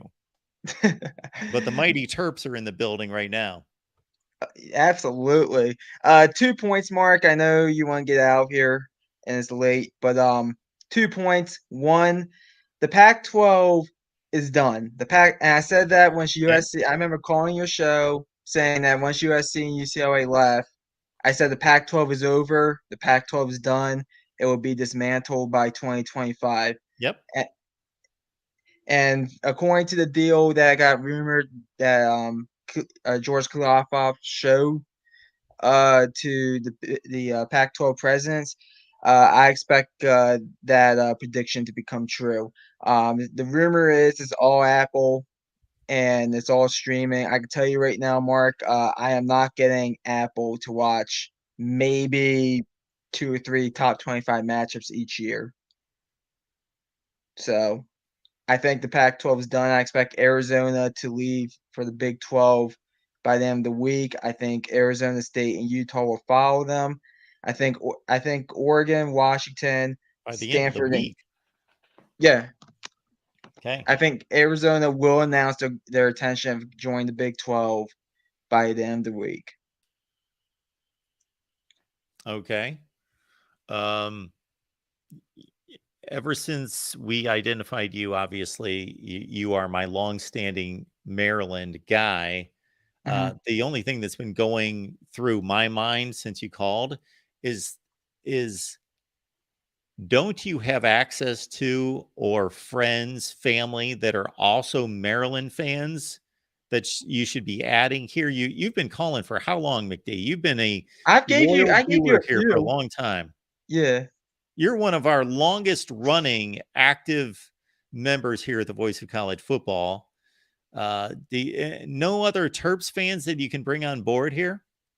I could bring on a few. I'll be honest with you, Mark. My family doesn't really care for college football outside of me. Okay. But I have a few friends. I had one of my friends call you before. Probably like a year ago. I'll bring him back on. This is a call out to everybody watching. If you've got college football friends, family, yeah, bring them our way. He's an Auburn fan though. He's an Auburn, Auburn. that's fine. So, but no, Absolutely. I'm kind of the only standalone Terps fan. Okay. All right. But, So the Pac-12 is the Pac, whatever they are. It doesn't matter. It's the name. The number has to be changed every day. You say it's done by the next week. Okay, pretty much. Yeah. Yeah, I feel bad for Oregon State and Washington State because it looks like they're going to be left out high and dry to the Mountain West most likely. But I think it's done. And I don't think it's all George Kliavkoff's fault per se. I think Larry Scott deserves the lion's share of this blame as well. But I mean, when you hire back-to-back commissioners that don't know what they're doing, I mean, that's the best way I could put it. Don't know what they're doing. I mean, this is what it leads to. So I hear you, McD. And the other point I want to make, because I've been listening for the past probably 90 minutes to piggyback on a few phone calls. Yep. Outside of Ohio State, Mark, and maybe Alabama, even though a lot of that has to do with Coach Saban at the helm. And maybe Georgia to a bit of a lesser extent. All these blue bloods like USC, Michigan, Penn State, they've had losing seasons or 500 seasons. Sure. So these programs like Indiana, this whole motion like, oh, Indiana's never. I mean, 6-6 is going to be good for them. There's going to be, I mean, 2020 during I'm going to call it the COVID season. Yes, if it was called that. If that was a full-fledged season for Indiana and a weak Big Ten, Indiana would have went 10-3 in my opinion. So I just don't think I don't think it's fair to just say, oh, these like Northwestern, they made Big Ten championship games. Now, granted, they probably never will again. But don't tell me these quote unquote bottom feeders they can't win. They can't have Cinderella seasons. What do you consider a Cinderella season though? Going 8-4 or playing for a Big Ten championship? 10 wins, 10-3. Well, okay. maybe Well, 10 and 3, 9-4. you can win a bowl game. So you're 9 and 3 in the regular season. But we're talking about a Big Ten that's going to be stacked. Right. And I'm just trying to get a grasp on what you're projecting. Do I think that Indiana can go 9 and 3 someday and play in the Citrus Bowl? I I think they guess, can. sure. Oh, absolutely. It's going to become more and more difficult, though, because they're going to not only run into the teams that they're already running into. I know that they're, in a sense, their schedule is going to lighten up because they're going to see more Western Division teams and not have to see Ohio State, Michigan, and Penn State every year. But they're also going to start to run into USC and UCLA, and who knows, that might be Florida State and Clemson. Well, I don't think Florida State and Clemson is going to be in the Big Ten at the end of the day. I think they're Okay, going to well, be then it vastly might be deeper. Washington and Oregon that they're going to have to play. True, but at the same time, you're telling me and Ohio State's like the lone exception because I've never seen Ohio State outside of that 1 year in 2011 Yeah, that was when they when didn't they have had a coach. sanctions. Sure. And well, Luke Fickell was the head coach. Let's not say they don't have a coach. Well, he wasn't the Luke Fickell of 12 years later. True. He had never coached before. He had never led a program, and he's leading Ohio State. Yeah, it was a difficult situation. And I But I agree with understand that. your point. If I could make this point before you go off, I did produce a video because I thought this was very interesting a couple of years ago, and I could possibly dig it out. I wanted to know, when was the last time, and I went through all these elite programs, when was the last time they were down? And I defined down because most people just say down and then they don't define it. You don't know what it is. I defined down as being, it couldn't just be 1 year. Just because you're like riding along 11 and 1, you go 6 and 6 1 year, and then you Yeah. pop back up to 11 and 1. That's not down. Like at least 3 years in a row that you're not playing for your conference championship on the final weekend of the season. You're not in contention for the conference championship. That's how I define down. You have to go back to the 1940s. The last time, by that definition, that Ohio State was down. And I agree with that metric completely that you use. I think I remember watching that video 3 And years everybody ago. else, you don't have to go that far back. Yeah. That's what I'm that's what I'm saying. Like, don't tell me that and Ohio State's the lone exception because they're the only program I can think of that at least wins 10, 11 games every year. Even though this year I think they might struggle getting to 10 wins in the regular season, but I'll debate that another time. But I mean, don't tell me we just watched Michigan before Jim Harbaugh got there, basically run through 2 coaches that outside of the first year of the first head coach, I mean, they were struggling making bowl games. Penn State had that whole scandal. You look at USC. The 2010s for USC outside of 2016, to be honest, wasn't good. You look at I can name chapter and verse of each big program, and I could just point in recent memory where yeah, they went 7-5. That's great, but for the resources that they have, that's not good enough there. So I just wanted to push back on that point, saying, "Oh, Indiana, they can't compete." When maybe not so much compete, but they're going to be bomb feeders, or like Northwestern is going to be bomb feeders in the Big Ten. They're not going to be bomb feeders every year in the Big Ten because you can't tell me that these 6 or 7 blue bloods in the Big Ten, when I think all this conference realignment's done, it's going to be going 10-2, 11-1 every year. You can't tell me that. So technically, I agree with you. They're not always going to be bottom feeders, but if Indiana goes 4-8 basically every season for 20 years, and except for like 3 years they go 8-4, yes, technically they're not bottom feeders every year, but the majority of time, the great majority of time, they're going to be bottom feeders. I agree. I'm just saying that there's not don't expect they're not They going to haven't be won a 4-8 bowl every game year, since '93. and they're in 2 recent bowl games. Okay. So I know that doesn't And who debate that doesn't make point. bowl games now? 80 teams make bowl games.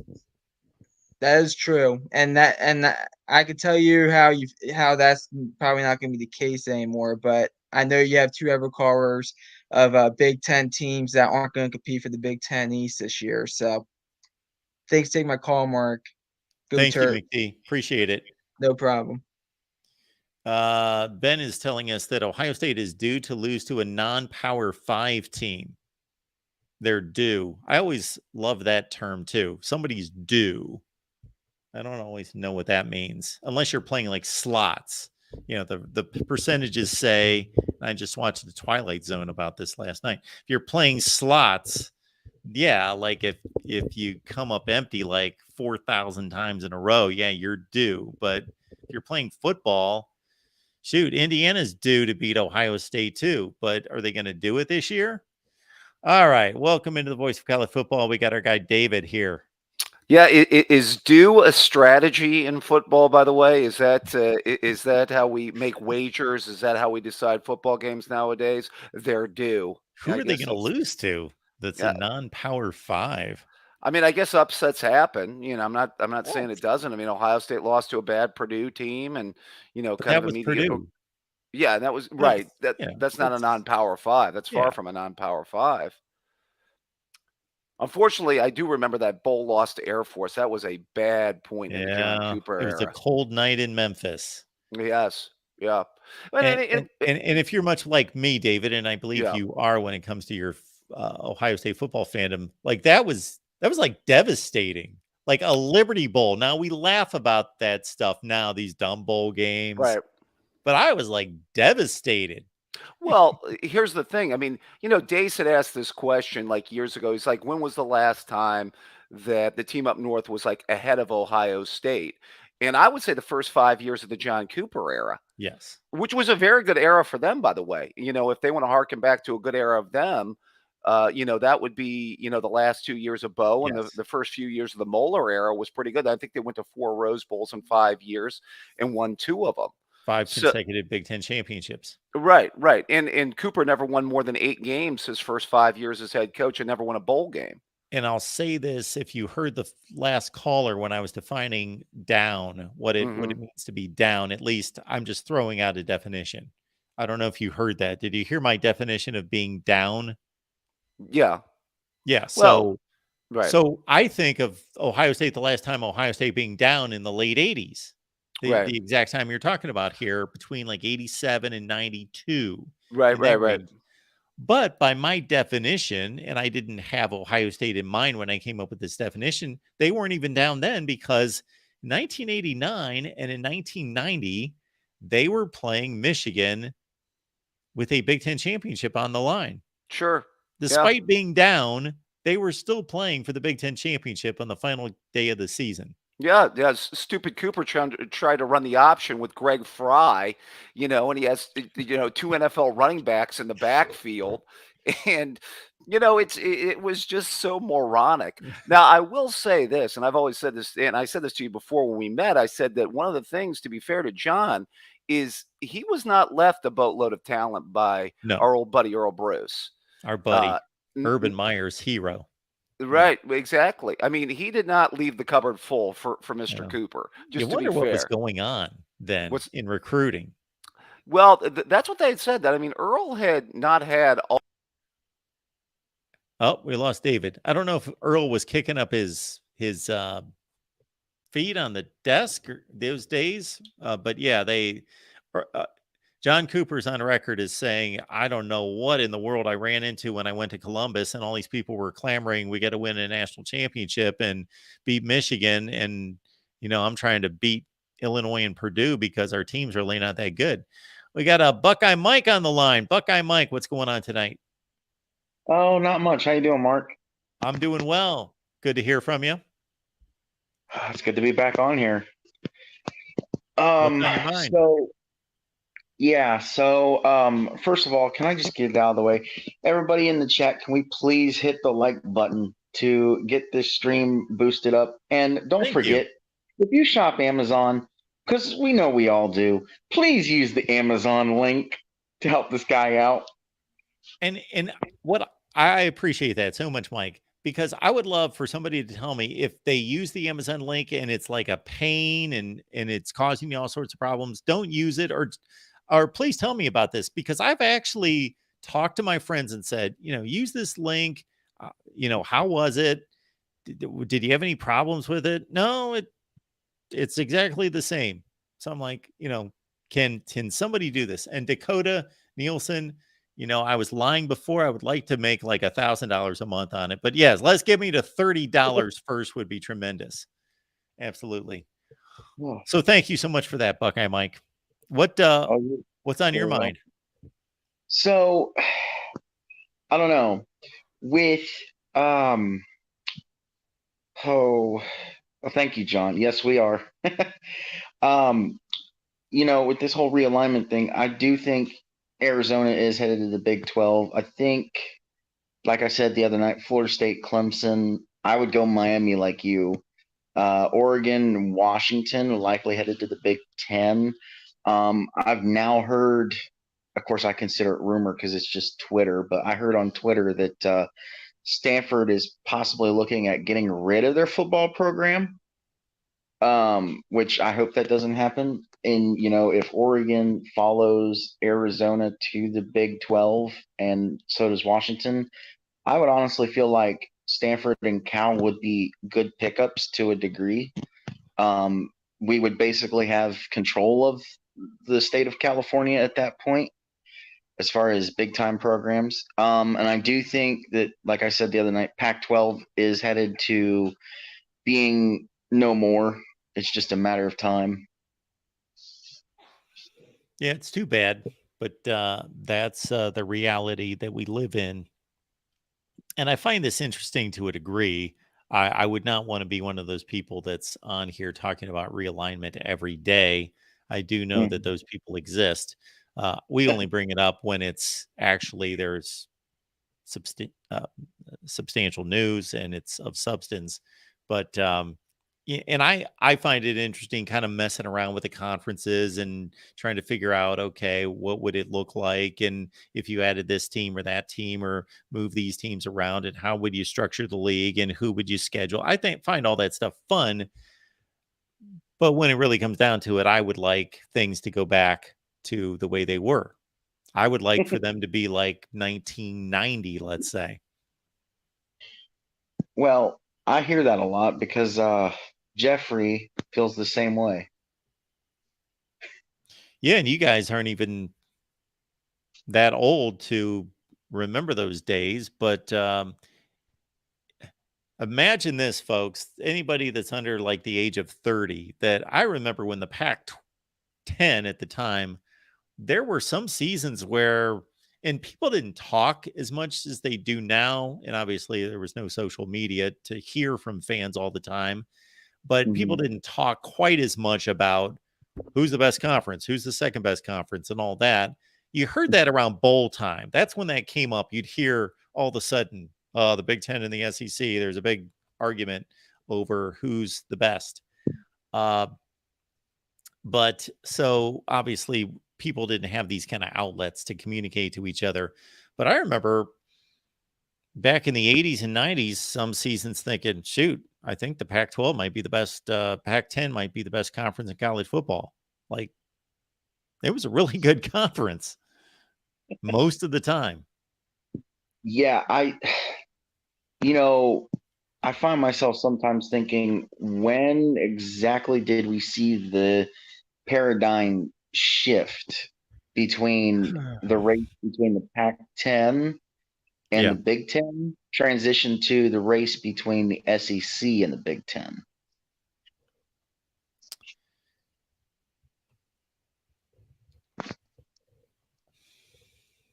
Well, of course, it's gradual. It's never a sudden shift. I remember this vividly because I was working in the SEC at the time, but in 1998, I was working surrounded by people that loved the SEC, whether they worked in the media or they were just fans, and they didn't even watch anything else. And but the Big Ten was so good in 1998, even people there would have to be corrected by other people that were more in tune to football, but they were SEC fans that would have to say, you know what, got to kind of admit the Big Ten's better than we are this year. And then if you go from like the mid 90s to the mid 2000s, it was really close between the SEC and the Big Ten. There were a couple rough years for the Big Ten. 2001 was not a good year for the Big Ten in particular, when Illinois won the Big Ten and they went to the Sugar Bowl and got clocked by Nick Saban. Like, that was a bit down year for the Big Ten. But generally in that range, the Big 12 was really good, and the SEC and the Big Ten, they were all really good. And then that Florida gut punch to Ohio State really launched the SEC. Now, I don't know if that launched the SEC, but that coincided with the launch of the SEC taking off. Now, I know this is jumping more into like history talk, but do you remember, because I haven't really looked into it, but do you remember what exactly forced the Alabama coach right before Saban out, and like what led Bama to the process to get Saban? So I have to kind of order this in my mind. When I was down there covering Alabama, Mike Dubose was the head coach, and he had a couple of good years. They won the SEC in 96, 90, 99. The team that lost to Michigan in the Orange Bowl. And then it went, I get them mixed up. So Mike Price was the guy. So Washington State had a big year under Mike Price, and they went to the Rose Bowl. And then Mike Price got the Alabama job. This would have been like in 2003.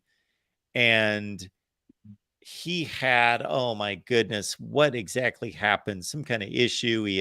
He had shoot, it's slipping my mind. It's something involving a hooker and just this nasty situation. And he never officially got the job. He like took the job and they fired him within like 3 days. Look him up, Mike Price, everybody. And I forget the story. I'm going to have to reacquaint myself. And then they went to Dennis Franchione, and he came from Texas A&M. And he had a rough couple years. Mike Shula was the guy right before Saban. I think I've got that straight. I think so. And Mike Shula, of course, Don Shula's son, he played at Alabama. He was a left-handed quarterback. No, I'm getting David Shula mixed up with Mike. Don Shula's got two sons that were in coaching. Mike Shula and David Shula. One was a left-handed quarterback at Alabama in the 80s. But Mike Shula was the head coach.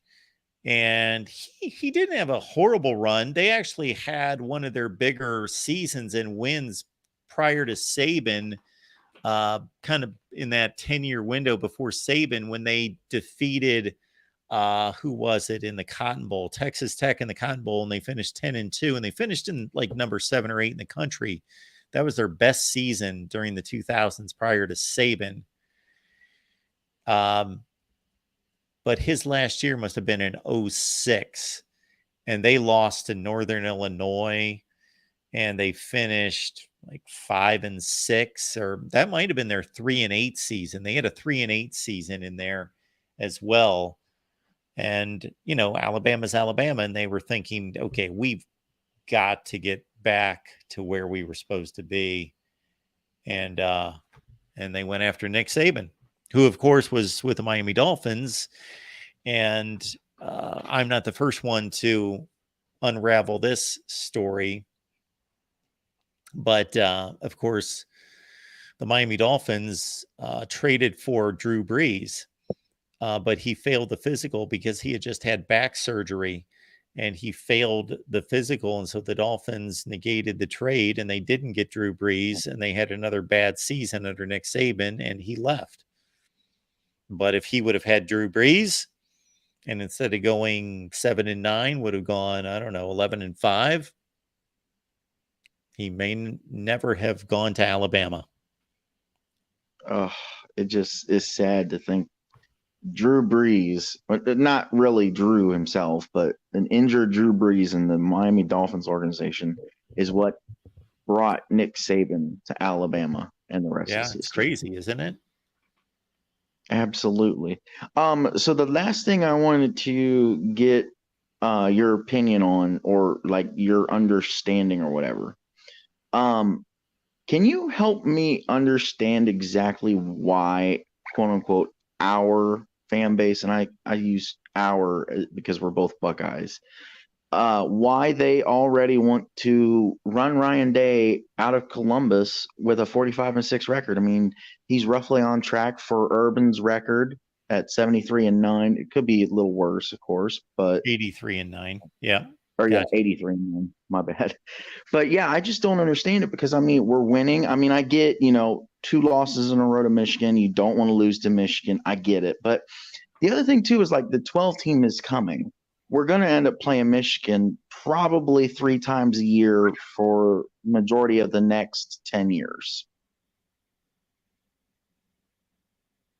All right. So my first question for you is when you started watching college football. When did I? Yes.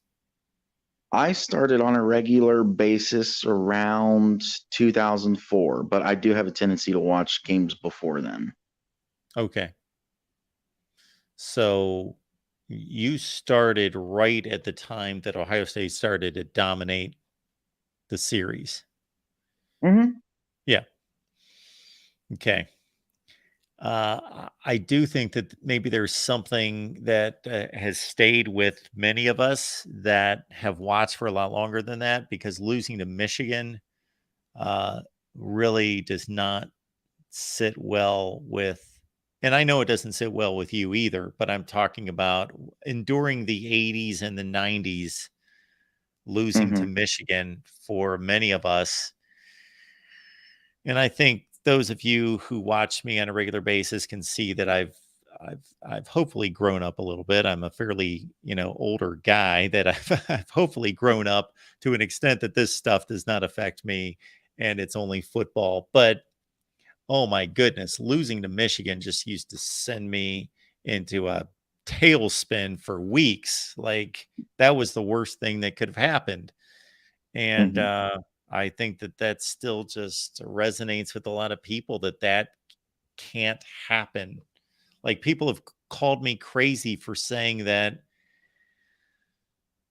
losing to Michigan games, when I look back on my decades of being an Ohio State fan, all those Michigan losses are worse than any other losses. So Ryan I Day has mean, lost 2 of those, and he's not just lost 2 of those, he's lost 2 of those after Urban Meyer and Jim Tressel won all those games. mm-hmm. This has shocked Ohio State fans because they didn't see this coming. So let me ask you this then. Do you think that it shocked the fan base just because of the fact that he's lost 2 in a row? Or do you think that it's shocked the fan base in the manner in which he's lost in 2 consecutive, what I would consider blowouts? Or at least Yeah. decisive victories? Well, that's where somewhat the reasonable fan is separated from the unreasonable fan. The unreasonable fan, it wouldn't matter how they lost. If they would have lost like they lost to Georgia, they would say we don't care. They just lost the game. The more reasonable fan is saying, okay, it's tougher to take because we got dominated in the fourth quarter of these 2 games, and to see our team just get manhandled in crunch time is a problem, is concerning. Mm-hmm. And that's I Ryan mean, Day's responsibility ultimately, even if it's not his fault, it's his responsibility. right. And going back to my comment about possible 3 times a year, when I sit back and actually think about Ryan's comment at media days where he was talking about moving the game, my instant reaction was like, what? like most of the fan base I saw on Twitter was like, is Ryan Day crazy? Is he drinking some special juice? But, when I think about it, it's like, we'd have the last game of the year. And most of the time we'll be in contention for the Big Ten championship, both schools. So you turn around and play them most likely again the following week. And then, like I said, again in the playoffs.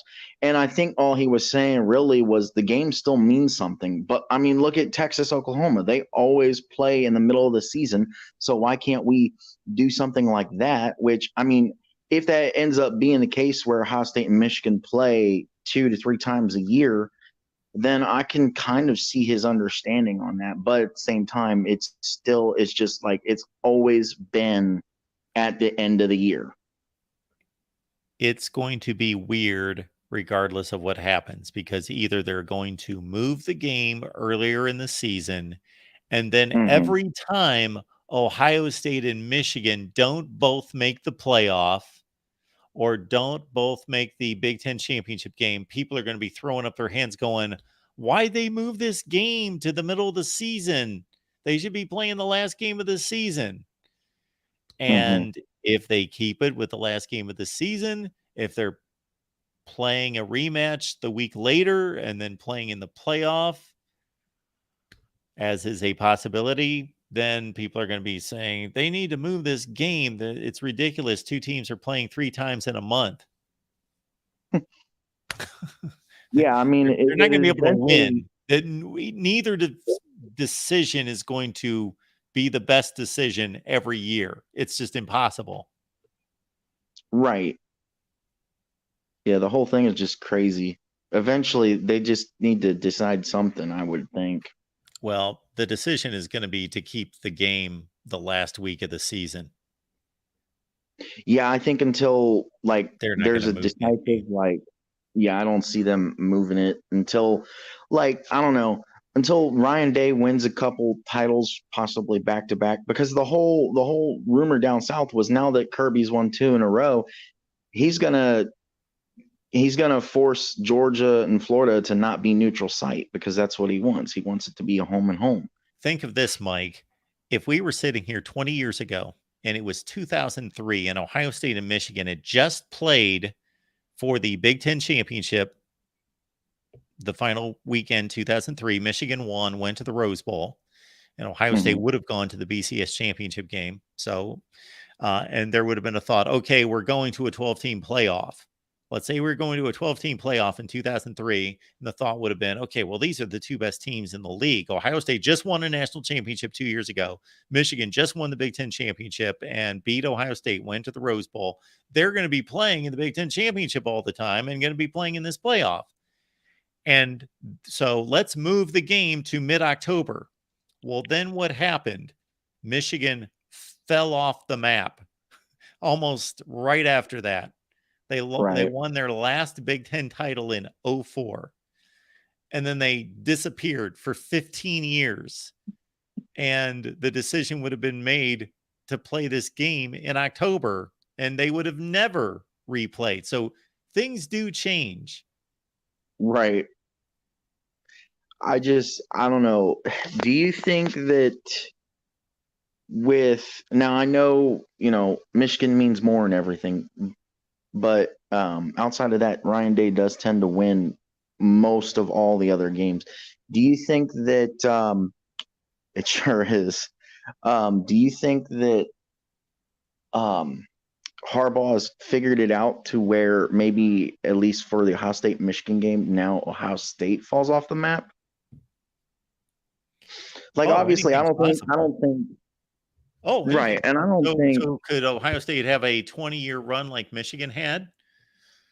Sure, they could. It's possible. It hasn't happened since. I don't know when it's happened. I'd have to get. I noted. I don't know if you heard a couple phone calls ago, because somebody said something about Ohio State's never down, and I said, yeah, and I hate to say this as an Ohio State fan, because people just think, oh, I'm being a homer, but I did a video about 3-4 years ago where I went through all the elites, like 15 of them, and determined, okay, when was the last time Florida State was down? Well, it was while I was doing the video, so that was easy. They're down now. When was the last Miami? Well, they're down now. But Alabama, when's the last time? Well, pre-Saban, early 2000s. And I defined it by saying, okay, what does down mean? Well, to me, it's not just one season, just because you had one off season.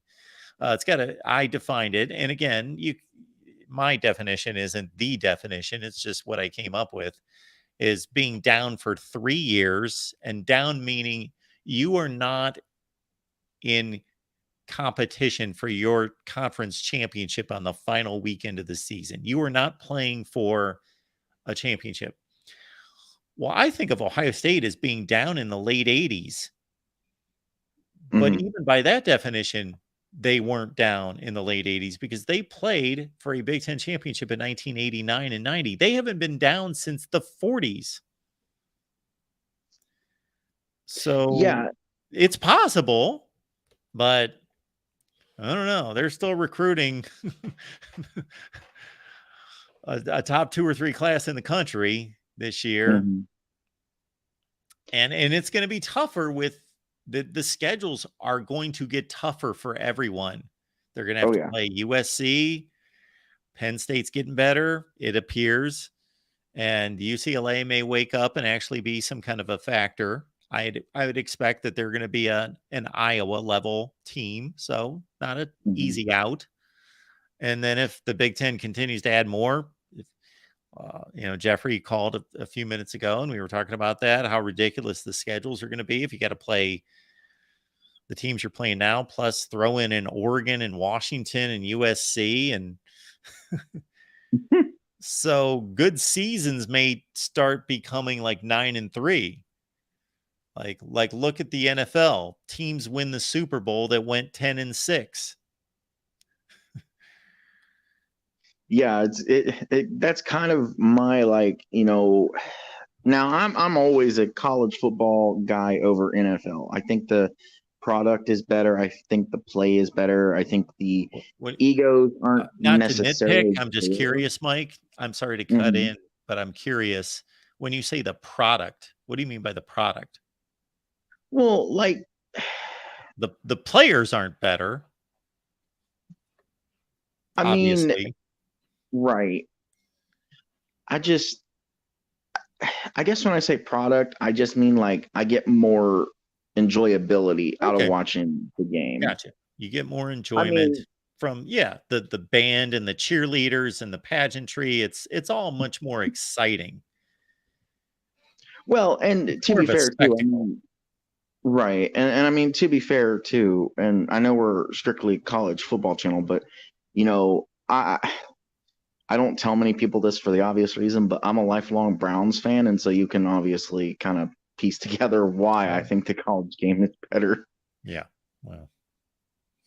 But I mean, I just feel like, and I don't know if Jeffrey feels this way because I feel like he's told me before, but or even you feel this way, but I feel like the college football is headed to the type or style of the NFL. Like it's almost a parody. And I don't know. I mean, I know college football diehards will obviously be okay with it to a degree because they are going to want to watch college football. But I just don't know if you're taking viewership away by going that route, because you're essentially telling people that we want to do the exact same thing that something or someone else already does.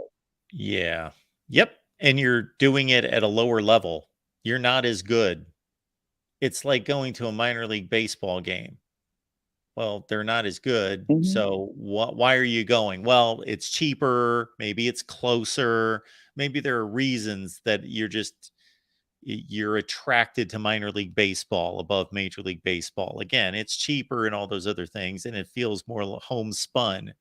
But if you take all those things away, so to me, when you frame it that way, this is what I think of. These are the two big problems for college football going forward that make it more like the NFL. Number one is all this realignment that we see. It's no longer That's a West Coast conference. This is a Midwest conference. That's a Southwest conference. That's a Southeast conference. And you tear the very fabric of America, basically, because there's something interesting. There's something special about the SEC, the rivalries, the traditions, the way people talk, the way they act, the music they like. You know, how many times do you see an SEC commercial? What do they play? They play country music because Yeah. it's identified with the South, and the food's different and everything. So there's a meeting of cultures when Alabama plays Michigan. Mm-hmm. The Midwest is different. The West Coast is different. That's what makes the Rose Bowl spectacle interesting. You know, you got a Midwest power taking on a West Coast power, and all of that. There was, hardly anybody that's watching here probably remembers the Southwest Conference, but Texas, all those Texas schools, Arkansas, there was a certain brand of football there, and all that's being so. Those schools that were rivals still are rivals within those conferences, but the conferences have become so big that sure, Ohio State and Michigan State and Indiana and Purdue are still playing each other. So we still have the core of the Big Ten, but we've added Rutgers and Maryland and Nebraska and USC and UCLA. And that's happened to every conference. You know, if you would have talked about Missouri being in the SEC 20 years ago, people would have been like, what's Missouri have to do with the SEC? They shouldn't be in the SEC. They're in the Dust Bowl, like the Plains. That's Big 8 country. Why are they in the SEC? So all that's been completely ripped apart. So it's like the NFL, because the NFL doesn't have that flavor of different. The divisions are just geographic. And back in the day, they weren't even geographic, and some of that is held, like the Dallas Cowboys. Why did they end up in the NFC East? Well, now it's just tradition. So they just kept them there. But when they reorganized the NFL somewhat in 1990, they tried to, they put Jacksonville, Tennessee, Carolina together. They tried, or not Carolina, Indy, Jacksonville, Tennessee. And who's the other one in that? Jacksonville, Tennessee, Indy, and oh Lord, what's wrong with me? The Houston Texans. So anyway, they all make sense geographically, except for Dallas is the outlier. But other than that, there's not a different feel to the New York Giants than the Tennessee Titans, because they're both NFL teams. They're professionals. They come from wherever. The New York Giants quarterback could be from Ole Miss, like Eli Manning, and the New Orleans Saints quarterback could be from Purdue, Drew Brees. So none of that. There's no regionality to the NFL. It's all just corporate, and they all seem like they're similar. And then the other big thing, in addition to tearing the fabric of the cultures, the music, the food, all that, is what's a great thing about our favorite college football players. If any of us name our favorite college football players, there's a 90-some% chance that they only played for one team. And if you think about your favorite NFL players, they probably played for 2 teams, 3 teams, 4 teams, but that's going away. We're going to all be rooting for college football players that have played all over the place.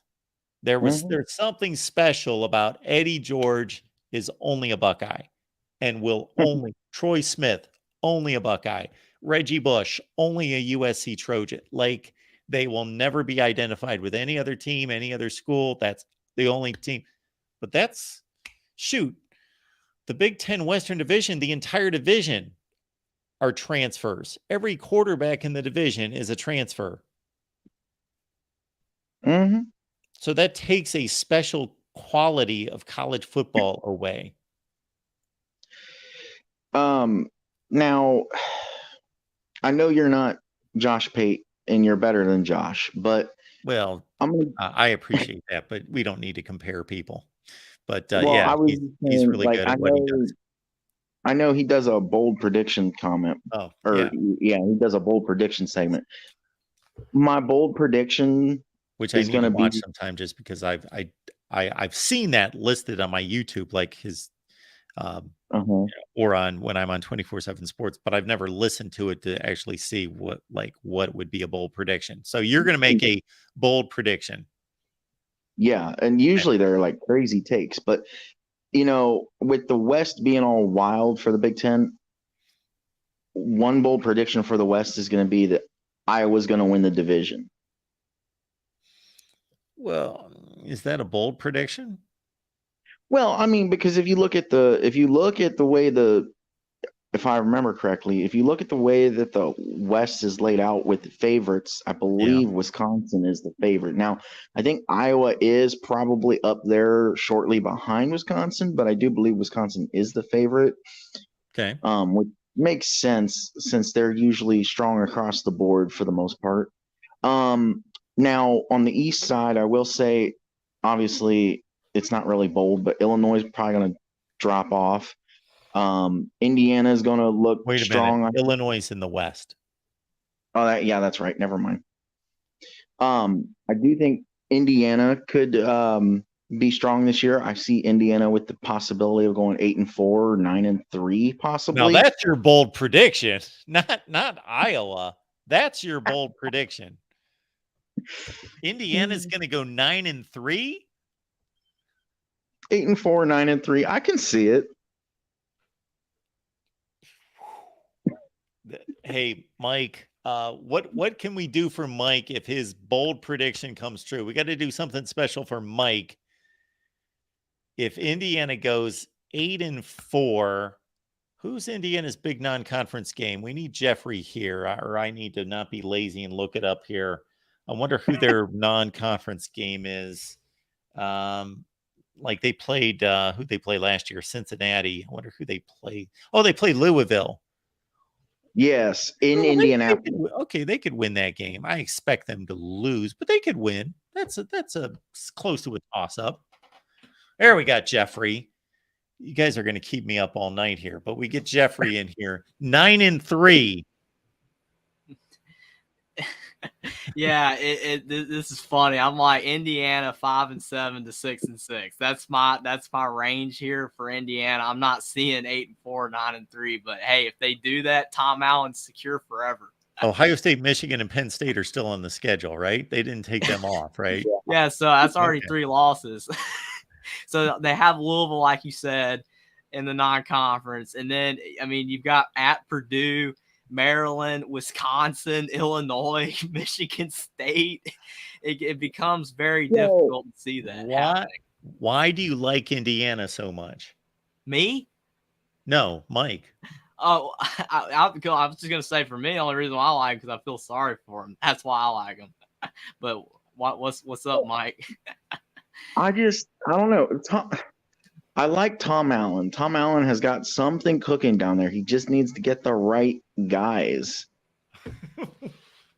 Indiana, to be fair, I know Mark's been live for 4 hours, and I've already been on earlier. It's like the only time I've ever been on twice, but you guys were talking about it. So, but I mean, I will say that Tom Allen did some sneaky moves in the offseason. I mean, Taven Jackson could be good, but it's a key. Could. I mean, we don't know how good he's going to be. And you talk about the running back room. They've got 3 solid running backs. Jalen Lucas is on All-American list. That guy is great. He's fast. He could be solid. Cam Camper's back. He was a good receiver. They got E.J. Williams from Clemson. He was a former 5-star recruit. What if he shines to Keith Carter from Fordham? There's pieces, but will it all pan out or not? Uncle Rico hit the nail on the head right here, and this is what I was about to say, Mike. When you said that he just needs the right guys, that's kind of the whole. That's kind of the. That's right. Kind of the core of the whole deal is you get the right guys. But it's kind of like, okay, why do I like Minnesota? PJ Fleck is an awesome dude. That's why I like Indiana. They're That's why likable coaches. I'm not going to say I'm not going to like Indiana anymore once Tom Allen's gone for football, but like Tom Allen's the guy, man. I mean, he's Yeah, I just like so Tom cool. Allen. And if he's gone, I mean, it's like it's going to be very difficult because I mean, I'm an Alabama guy from birth. I mean, I've been watching Bama since like 08, but it's like Indiana. I just feel really. That's why I always come in chat and on here talking about it. This was a funny scene at Big Ten Media Days. So the coaches spoke up at the main podium that everybody saw Big Ten networks, but then they came down and they would go to like a side podium, and then it was a smaller desk and whatever. I just happened to be while I'm sitting there at the Ryan Day was going at the same time as Tom Allen, and there's like 200 media around Ryan Day. This huge, like people are cramming in, and I looked back and there were two guys. Hey, if I was at Big Ten Media Days, I would have been over there giving Tom Allen some questions. I would be like, "Hey, Tom Allen, I got some questions for you.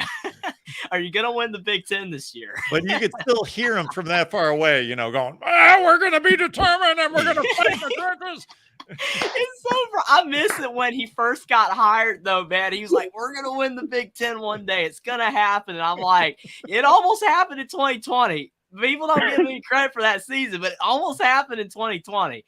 Maybe that window of opportunity is gone. Penix is out, Caleb DeBoer is gone. But I mean, hey, I miss that version of Tom Allen. He's still awesome, but I miss that because it almost felt. Someone said in a comment section I saw on an article talking about what he said at Big Ten Media Days, and someone said it's almost like hearing him talk. He's hoping it would happen versus when he first got at Indiana, he thought it could happen. And that's the thing. You can just tell it's not the same. It's like, Tom Allen, you got to get back to believing you can do it. As Kevin Garnett once said, anything is possible.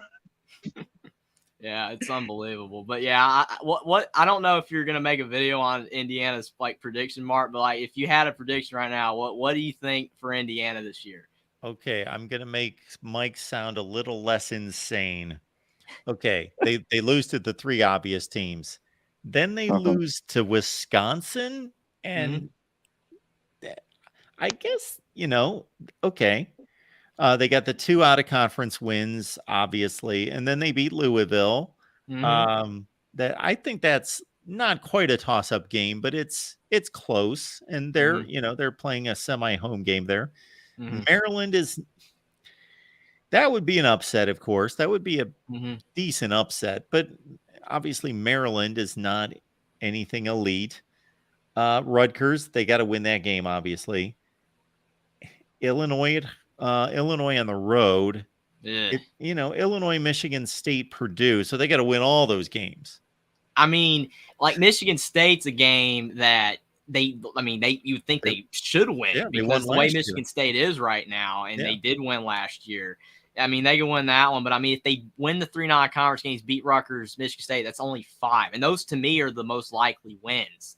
And then you start getting a little more complicated because Maryland's better, Illinois is better. Purdue, I mean, yeah, they could be shaky in their first season of Ron Walters, but still, as head coach, that's on the road though. And then Indiana's really struggled against Purdue. Indiana's beat Purdue one time in like 7 years or 6 years. 7 years, I think. They beat him in 2019 in double overtime with Peyton Ramsey, and that's it. They have not won any more times against Purdue since 2016 and Nate Sudfeld. So I'm not confident in beating Purdue. I think that they beat Rutgers and they're going to steal one other game and go 4-8. Ooh. I have 5-7. I think they'll beat, possibly Louisville, Michigan State, Rutgers. Ironically, for some weird reason, I'm feeling Wisconsin. I think that's possible because it is his first year. I know that Wisconsin's got some good players and all. They do. But it is his first year, and it's at Indiana. It could happen. It could happen. I don't know. I'm actually more confident about Wisconsin than Maryland because Maryland's been better. Were there some kind of rankings that came out? The FBS schedule site has rankings next to these teams. I don't know. All I know is I was on the Big Ten Live show last week with One Scoop John, and they had Indiana in the Big Ten rank is 13th out of 14. Which is not my goodness. 13 out of 14. Well, having this conversation flashes me back to a little bit ago when I was talking to a Virginia Tech guy on my channel, and he was saying, it's kind of hard to hear him, but he was saying, like, we went 3-9 last year, and we really look like we could be a bowl team this year. And so it just kind of like, I was thinking about that sitting here talking to you, Mark, and I'm like, who would be the likely one to pull something crazy out of their hat? Oh yeah, Indiana. Well, I don't know much about Virginia Tech. I have to look at their team, but I mean, Indiana though did get a top 25 transfer class, and that's the whole problem because transfers are hit or miss. You have Kenneth Walker, lightning in a bottle, Michigan State, and then you have transfers that don't pan out. But I mean, all Indiana needs is Taven Jackson to be a hit, Cam Camper to come back to playing the way he was beginning of last season. And then you have one of E.J. Williams or DeKeith Carter playing really well. That's two good receivers. You'll have Jalen Lucas and then Taven Jackson. Your offense is not bad. The defense has a lot of transfers, but there's guys from Texas. There's guys from Texas A&M. There's guys from, a lot of SEC and Big 12 programs that transferred to Indiana on the defensive side of the ball. They got a guy from Texas Tech. I mean, I know that a lot of them were not starters, but a lot of them were like 4-star guys. So, I mean, it's not like Indiana did awful. It's just, are these guys going to be good? Are they going to hit more of them, or are they going to hit versus miss? And if they hit, they could be 7-5 at best. I just 8-4, 9-3. I don't know. I doubt it, but I mean, how good is their O-line? Because the key's going to be, that's of course, the line's bad. I mean, their offensive line, like for example, even One Scoop John mentioned this. Last year, Indiana was tied with Michigan at the half 10-10. And Indiana was hanging in that game. But at the beginning of the third quarter, the offensive line just collapsed. And Connor Bazelak got sacked like 6 times in that game, and it was all in the second half. First half, Indiana was hanging tough. I thought they had a shot. And then the offensive line just, I don't know, they just stopped doing anything. And Indiana lost 31-10. They didn't score a point in the second half. So when the offensive line plays decent, they have chances to beat good teams. They were better at the beginning of Tom Allen's tenure. Because I remember one of the first games I ever watched of Indiana football was in 2018. They played Michigan, and Peyton Ramsey was the quarterback, and they almost beat Michigan that year. They lost by like 3 or 7 or something like that. They went 5-7 that year. But when Indiana has a decent line, they can compete. But the offensive line has been bad the last 3 or 4 years. But they did get Bob Bostad from Wisconsin. He's their new offensive line coach, and that's the key. Can he improve the offensive line substantially? If he does, I don't know. Maybe they'll be better. Because, I mean, a lot of the dudes that Indiana has on their team, they're like high 3 and low 4-star recruits. They're higher rated guys than Indiana had in the Kevin Wilson era, but the Kevin Wilson era guys perform better than the guys recently. Maybe Bob Bostad can shape them up. Who knows? I don't know. There you have it. Well, I got to say, guys, that I was planning on wrapping this up like 2 hours ago. Sorry about that. No, you guys are good. You guys, I only have about 20 minutes to blame you guys for. That was a blast, though. I mean, I love talking about IU. I mean, again, I would talk about Alabama more. I mean, they're my team, but I just don't because everyone else talks about Ohio State, Bama on here. It's like Indiana, no one does. So yeah, love the Indiana talk. Good stuff. All right, Mike, appreciate you being here. Jeffrey, thank you so much. Thanks for having me on again. And this was awesome. Can't wait for the next show. Yep, we'll talk to you soon. Yep. All right, guys, we're going to wrap it up here at the Voice of College Football. Let's see, Wednesday, we've got our Oklahoma show at 12:30. We've got Michigan at 5. We've got Florida State at 6. We've got Miami at 7. Then we've got a special Big Ten realignment look tomorrow night. So we will be full throttle tomorrow. And at some point, I'd like to produce a video, but I don't know if I'm going to have time with whatever it is, 5 live streams. But we at least have John taking on the Michigan live stream.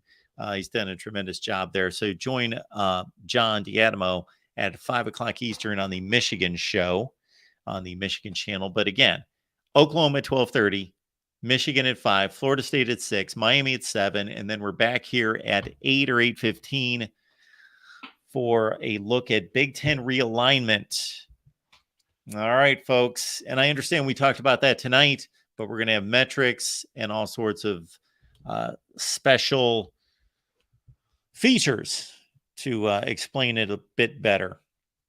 All right, folks. Appreciate you being here, supporting the voice of college football. Subscribe on your way out, and we will get to 100,000 subs at some point. See you tomorrow.